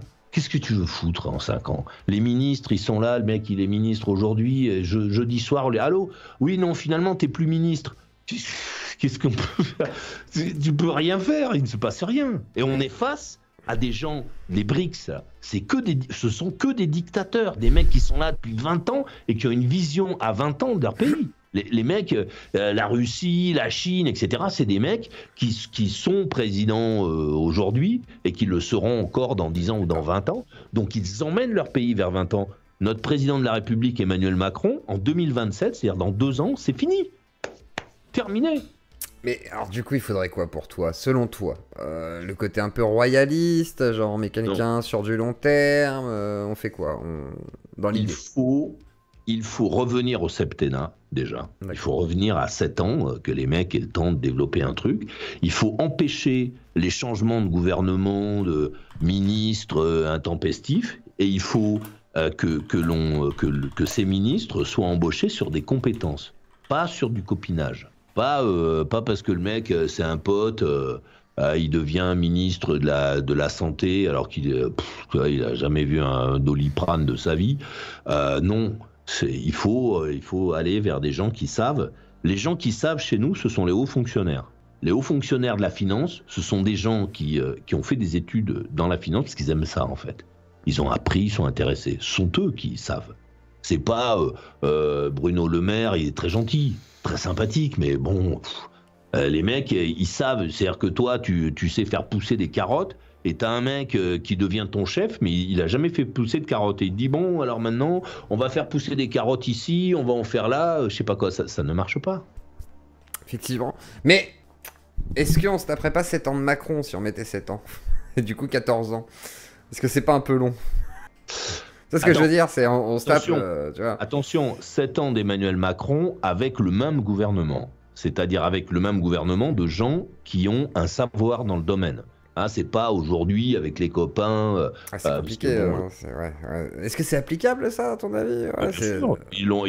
C'est ce qu'ils ont fait au Canada. Au Canada, ils sont allés chercher plutôt des gens qui savaient, qui connaissaient les domaines. Et c'est ce que nous avait un peu promis Emmanuel Macron au départ. Il était allé chercher des gens dans la société civile, toujours des termes pompeux, qui savaient faire, je sais pas quoi, le gâteau à la crème pour devenir chef du gâteau à la crème. Bon, puis finalement, on s'est retrouvé avec Bayrou assez vite. Qu'est-ce qu'il vient foutre là? On sait pas. Certains diraient Mélenchon dans ce cas-là, non? Qui va aller... non. Mais Mélenchon, il se moque du monde. Mélenchon, c'est un mec qui a vécu qui a vécu jusqu'à 19 ans au Maroc. C'est un mec qui ne sait pas ce que c'est que d'aller à l'école en France, de grandir dans notre pays. Il est arrivé, il était adulte en France.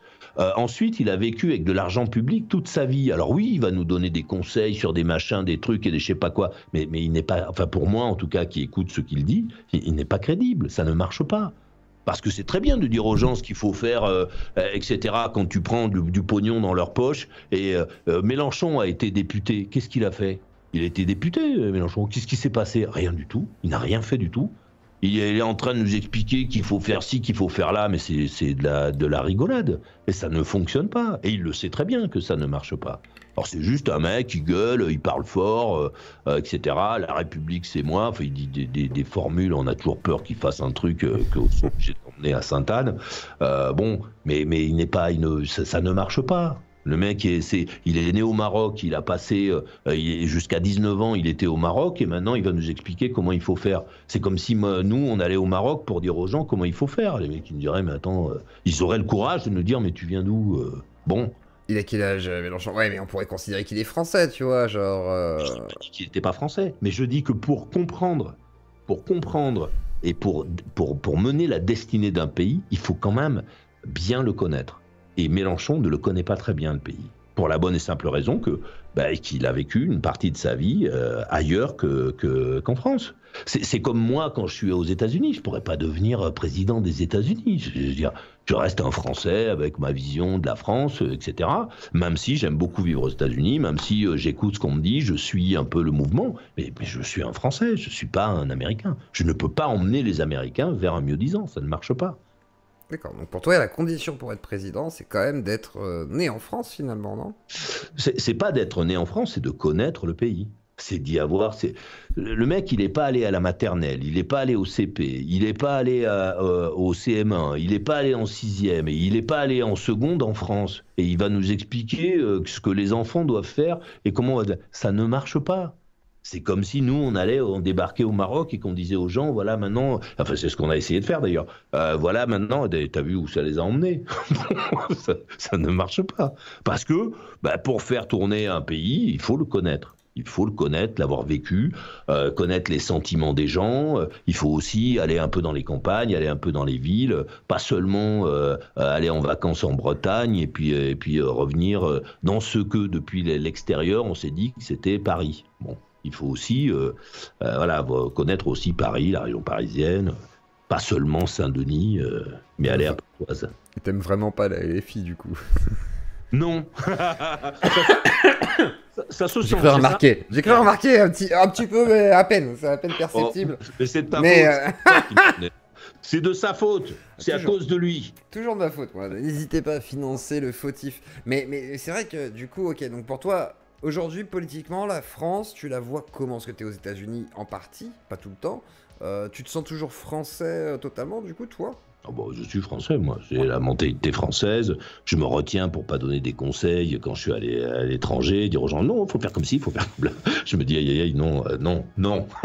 Eux, ils font comme ça, on va faire comme ils font eux. Non, moi, je suis français. Je connais très bien notre pays. Je connais les petits villages, les trucs, les machins. Non, je peux pas dire que je suis autre chose. J'ai la chance d'avoir eu l'opportunité dans ma vie de beaucoup voyager, d'aller dans beaucoup de pays très différents les uns des autres, d'y être resté un peu, d'y avoir rencontré des gens, parce que c'est important de ne pas aller simplement à l'hôtel de Punta Cana. Tu vois, je pense que c'est aussi bien d'aller à l'épicerie locale, de passer un peu de temps, pas chez l'habitant qui est super gentil parce qu'il est pauvre, mais de passer un peu de temps avec les gens pour essayer de mélanger un peu ce que tu penses à ceux qui pensent eux, à leur façon de voir les choses. Je pense que ça te donne une vision du monde qui est un peu plus complète, un peu plus épaisse que si tu restes juste chez toi, quoi. Meilleur aperçu que oui, effectivement, d'être dans son canapé. Mais alors, la radio aux USA, est-ce que ça fonctionne toujours et qu'est-ce que t'en penses? Est-ce que c'est différent? Est-ce qu'il y a un autre rapport à la radio ou pas du tout? Ça a changé aussi? Ça s'amuse plus. Ils s'amusent plus, les Américains. Il y a dans chaque ville américaine, il y a une radio locale qui marche. Il y a une radio locale qui fonctionne, quoi. Les gens ne sont pas et une télévision locale souvent qui fonctionne. C'est-à-dire que les gens ne sont pas en train de regarder CNN toute la journée. Ils regardent la chaîne locale, ils regardent aussi CNN, mais ils regardent la chaîne locale. Ils s'intéressent à la radio locale, ils connaissent les vedettes de la radio qui sont dans la ville, qui font des petites manifestations, des machins, qui ont un rapport, ils font partie de la communauté, tu vois. C'est un truc très différent de nous. Nous, on a envie de la radio, la télé, on veut devenir des vedettes, des gens, on veut devenir des Mbappé, tu vois, des gens intouchables, quoi. Alors que eux, ils ont une autre vision. J'ai vu un concert de Springsteen, Bruce Springsteen, qui est une très grande vedette de rock sur la planète. Le mec, il vient à New Orleans, il fait son concert, 5 heures de concert. Et après, il va au bar et il discute avec les gens qui ont un comportement normal. C'est-à-dire, les gens lui sautent pas dessus. Le mec, il peut être au bar comme les autres. Et à un moment, voilà, tu lui parles, tu échanges un peu avec lui, il rigole. Il y a cette espèce de normalité, moi, que j'aime bien dans souvent, pas tout le temps, mais que j'aime bien dans ce pays, et particulièrement dans la musique. Et en France, tu retrouves pas ça, du coup? C'est différent, ce rapport? Non, parce que Johnny Hallyday est venu à New Orleans, à House of Blues, qui est une salle de concert, mais qui n'est pas très grande. On était 300 dans la salle. 300 personnes. Lorsqu'il a fini son concert, le mec, il était là. Hein. Il a tourné les talons. On a pleuré pour que nous puissions venir, parce que moi, Johnny Hallyday, c'était pas ma musique. Il a tourné les talons, il est parti comme s'il était à Bercy. D'accord. Il a fini la prestation, quoi. Ouais, il a fini le concert de Bercy, alors qu'on était 300 personnes, et dans les 300 personnes, il y en avait 150, dont je faisais partie, qui sont venus pour soutenir un peu la France aux États-Unis. Donc voilà, Johnny Hallyday a vécu toute sa vie comme si c'était une star internationale. Il a vécu à côté de George Clooney, je sais pas où, en Californie. Johnny Hallyday, personne ne le connaît. C'est une star locale. C'est une énorme star. C'était une énorme star de chez nous. Mais c'est pas une star, c'est pas George Clooney. Oui, c'est pas une star internationale. Mais il a vécu comme ça. Et c'est ça en fait. Nous, les médias, la musique, les trucs, c'est Johnny Hallyday, c'est une très bonne photo en fait de ce que l'on est. C'est-à-dire que on imagine à un moment qu'on est des stars internationales, alors que c'est pas le cas. D'accord. Ouais, donc pour toi, il y a le côté les intouchables. C'est un bon terme que tu as utilisé tout à l'heure. C'est en France, si t'es une star, t'es un intouchable finalement. Ou c'est un statut en tous les cas un peu particulier. Voilà, t'es au-dessus. Voilà, oui. C'est ce qu'imaginent les gens. Et c'est vrai que pendant très longtemps, on a accordé des faveurs. On ne passait jamais en justice les vedettes quand c'était des stars. Donc les mecs, ils pouvaient faire n'importe quoi. Ils n'allaient jamais au tribunal. Bon, aujourd'hui, on a un peu changé parce que la notion aussi. Le nombre de stars est devenu beaucoup plus important, quoi. Et le phénomène MeToo, tiens, qu'est-ce que t'en penses un peu parce que justement, ça touchait beaucoup, Koé, etc. Enfin voilà, des sommités justement des stars françaises. Est-ce que c'est une bonne chose, cette évolution, ou pour toi, ça peut être problématique? Comment tu vois ça? Surtout au niveau, du coup, des personnes très influentes.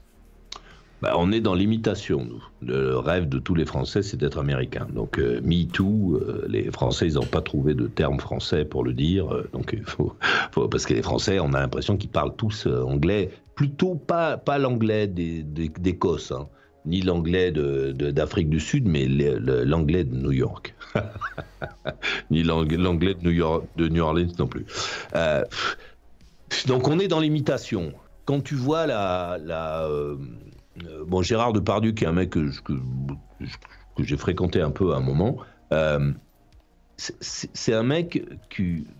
Comment je pourrais dire ça? On aime les caricatures chez nous. Donc, si Gérard Depardieu avait pas pincé un petit peu les fesses de la petite Juliette, on aurait dit à Gérard, mais t'es pas en forme, Gérard? Qu'est-ce qui se passe? Ah non, parce que Gérard, il pince un peu les fesses, etc. Donc on l'a poussé, le mec, à faire ça. On l'a beaucoup poussé à faire ce genre de truc.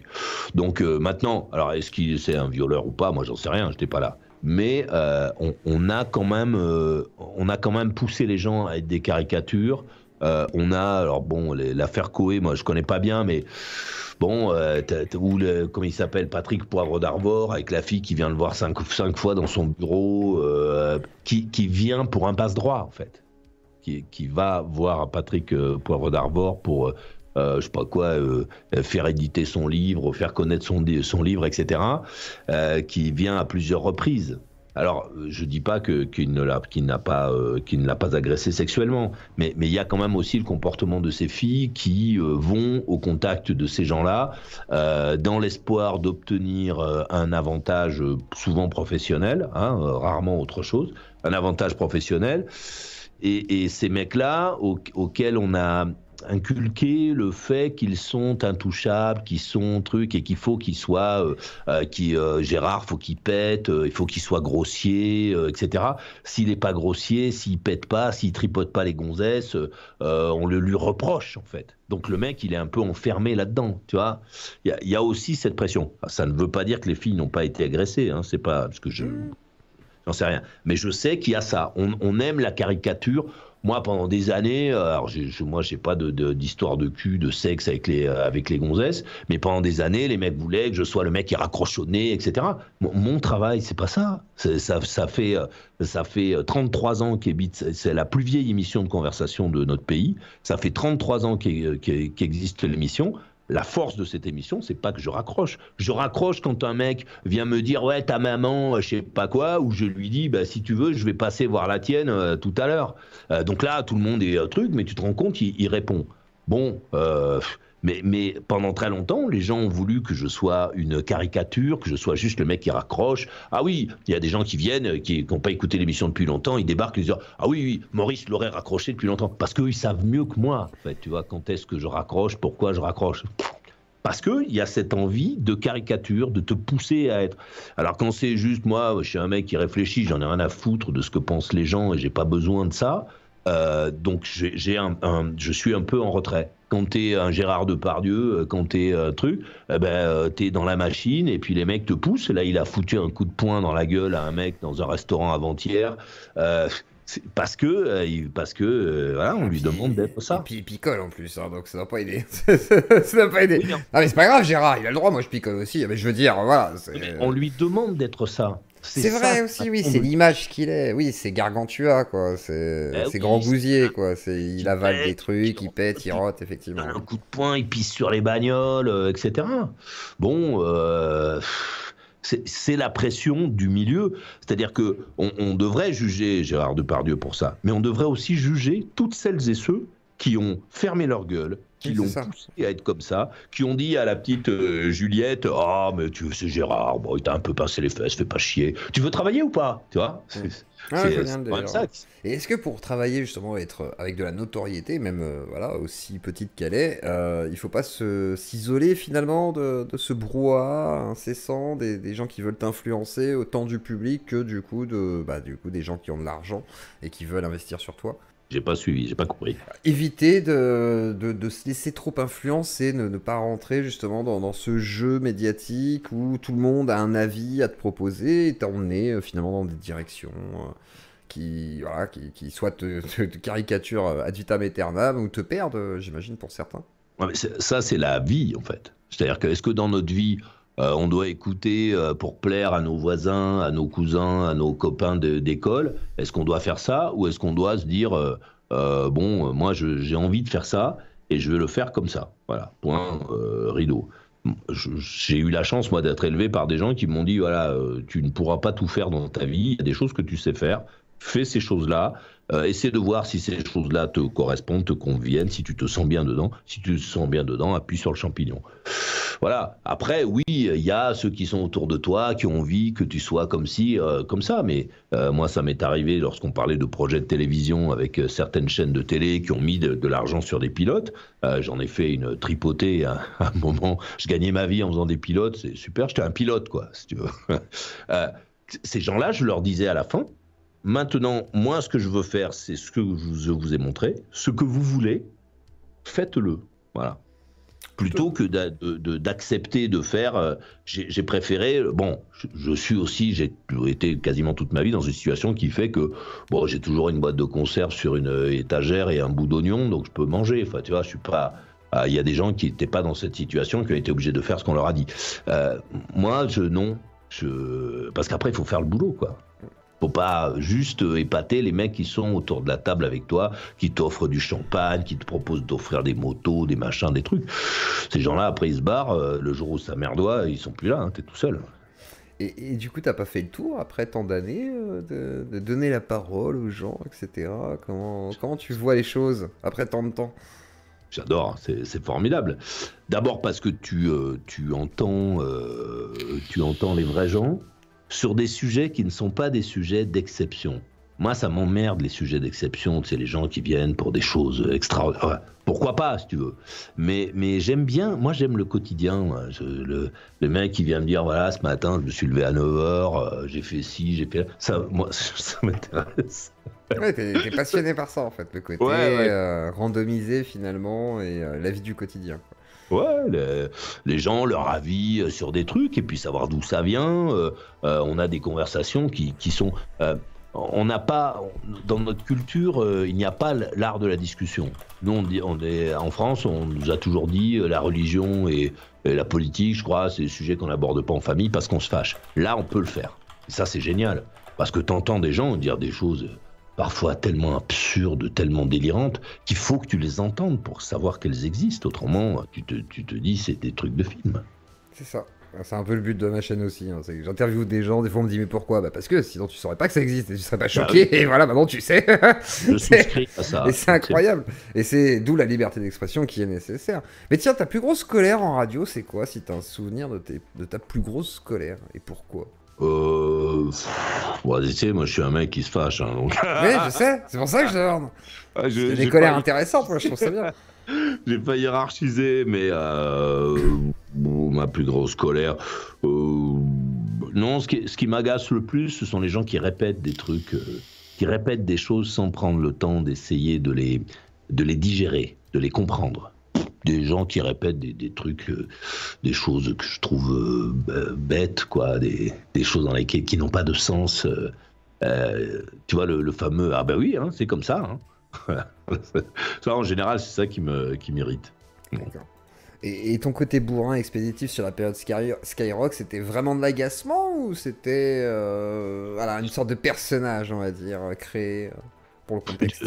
Tu sais, faire un personnage pendant 4 heures par jour, tu vois, même les comédiens ne le font pas. C'est dur à tenir, effectivement. Donc, non, oui, c'est de l'agacement parce que le mec, il a rien à dire. Il a rien à dire. Il téléphone pour téléphoner parce que lui n'a pas compris l'émission. Ceux dont les gens se souviennent, pour ceux qui n'ont pas écouté le programme, ce sont ceux qui ne sont pas restés. Pourquoi ils ne sont pas restés? Parce qu'ils n'avaient rien à dire, parce qu'ils disaient des choses... parce que leur jeu, c'était juste de téléphoner, se dire, voilà, je suis à l'antenne. Bon, je vois pas trop l'intérêt, quoi. Très bien. Et tiens, petite question monétaire, ton plus gros cachet? Mon plus gros cachet...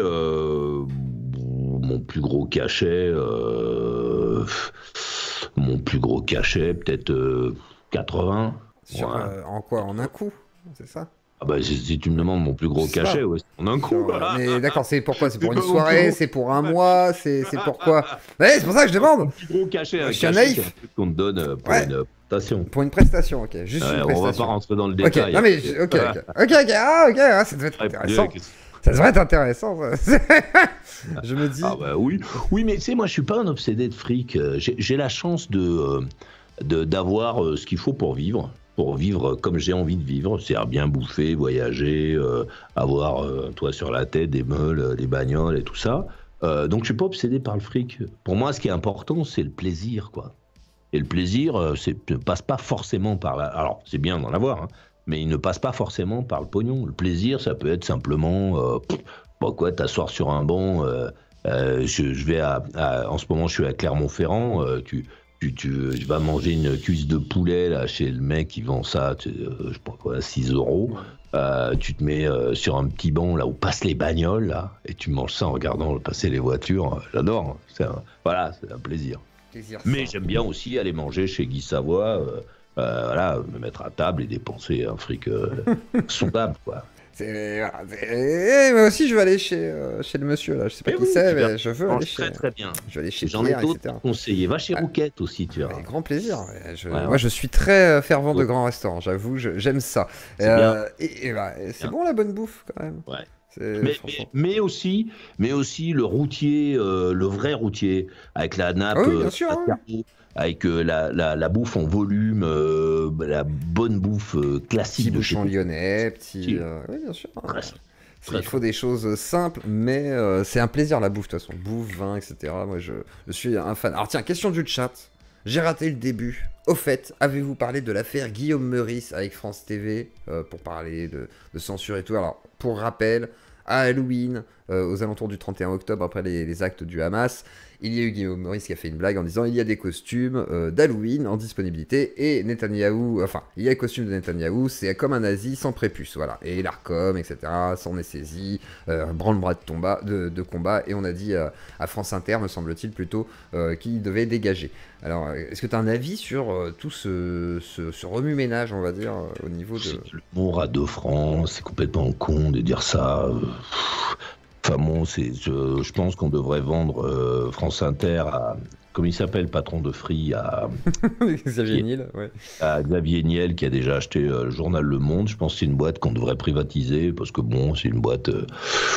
Bon, ce monsieur, je le connais pas plus que ça, mais c'est des blagues à la con, c'est con. C'est pour faire rire les gens, ça fait rire les gens, ça. Il y a eu Tous les pro-palestiniens étaient effectivement très contents. Mais c'est logique. Pro ou anti, c'est un moment dramatique humainement où on tue les gens, on les mutile alors qu'ils sont en train d'écouter de la musique. Comment on peut avoir envie de se marrer? C'est parce qu'on n'y connaît personne. C'est parce que ce mec-là, Guillaume Meurice, il n'y connaît personne. S'il y connaissait quelqu'un, il aurait envie de pleurer en pensant à ça. Je vois pas où est l'humour. Je vois pas l'intérêt. C'est compliqué hein, sur ce sujet-là. Moi, j'ai essayé d'apporter de la nuance. Quand tu condamnes tant les bombardements excessifs que du coup les crimes du Hamas.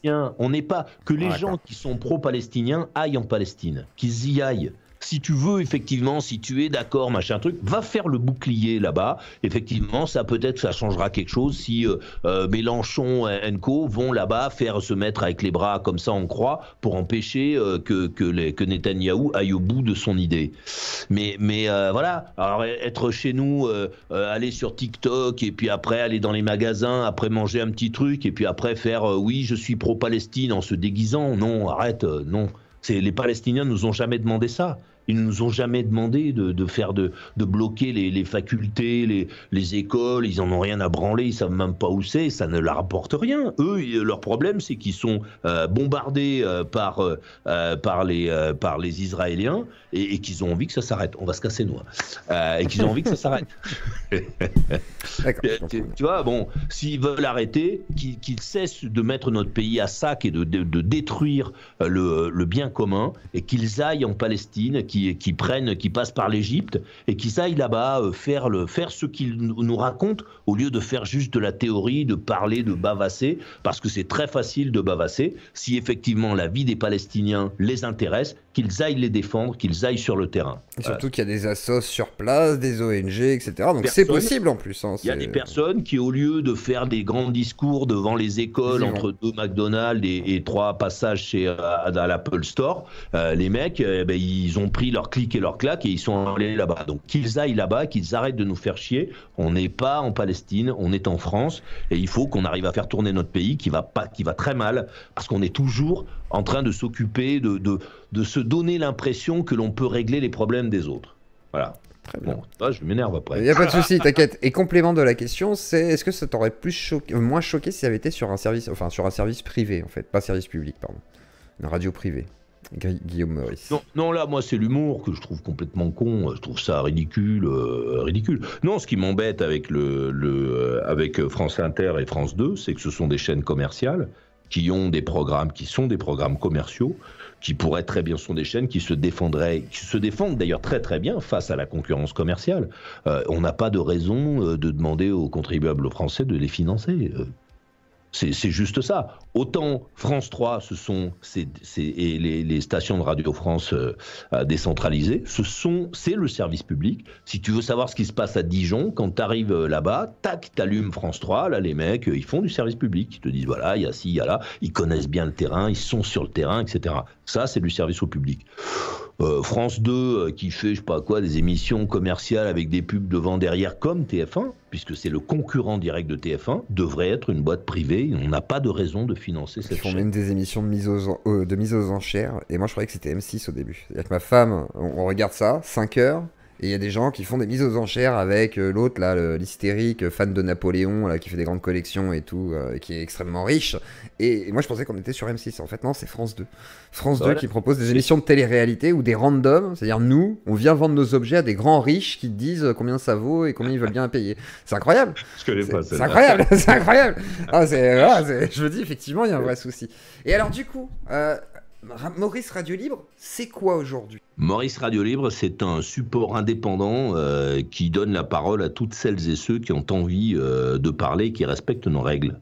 C'est un bazar qui existe depuis le 11 juillet 1997, qui démarre à 21h tous les soirs, donc on est presque à la bourre, à 21h et qui finit à minuit, 1h, parfois 2h du matin, en fonction des gens qui sont là, et qui est aussi un peu un feuilleton radiophonique, parce qu'il y a des gens qui appellent depuis... des personnages, voilà, et qui sont là, qui viennent régulièrement. Et on fait de la radio, non pas pour essayer d'aller attraper de nouvelles personnes, mais on fait de la radio pour ceux qui nous écoutent. Voilà. Très bien. Et le lien de la radio libre, donc c'est le lien mauriceradiolibre.com que je vous mets dans le chat. Vous pouvez aller découvrir ça de votre côté. Il y a aussi des rediffusions sur YouTube, etc. Il y a beaucoup de choses.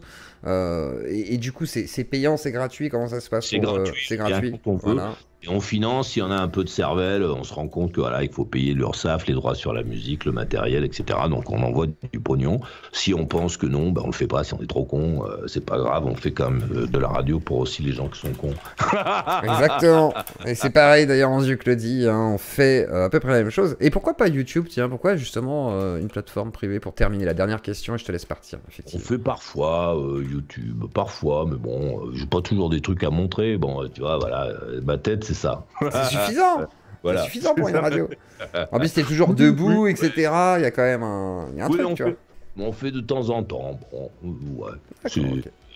Bon, bah alors je te libère pour aller retrouver du coup la radio du côté de Maurice Radio Libre. Vous avez le lien en description si jamais vous le souhaitez. Je te remercie de ta présence. C'est moi qui te remercie de ta bonne ambiance et je souhaite que ton média continue, que tu t'amuses bien, c'est important. Bah, 3 ans que je suis là, ça va. Je suis quand même content. Mais on arrête le 19 juin quand même, c'est la fin. On arrête tout.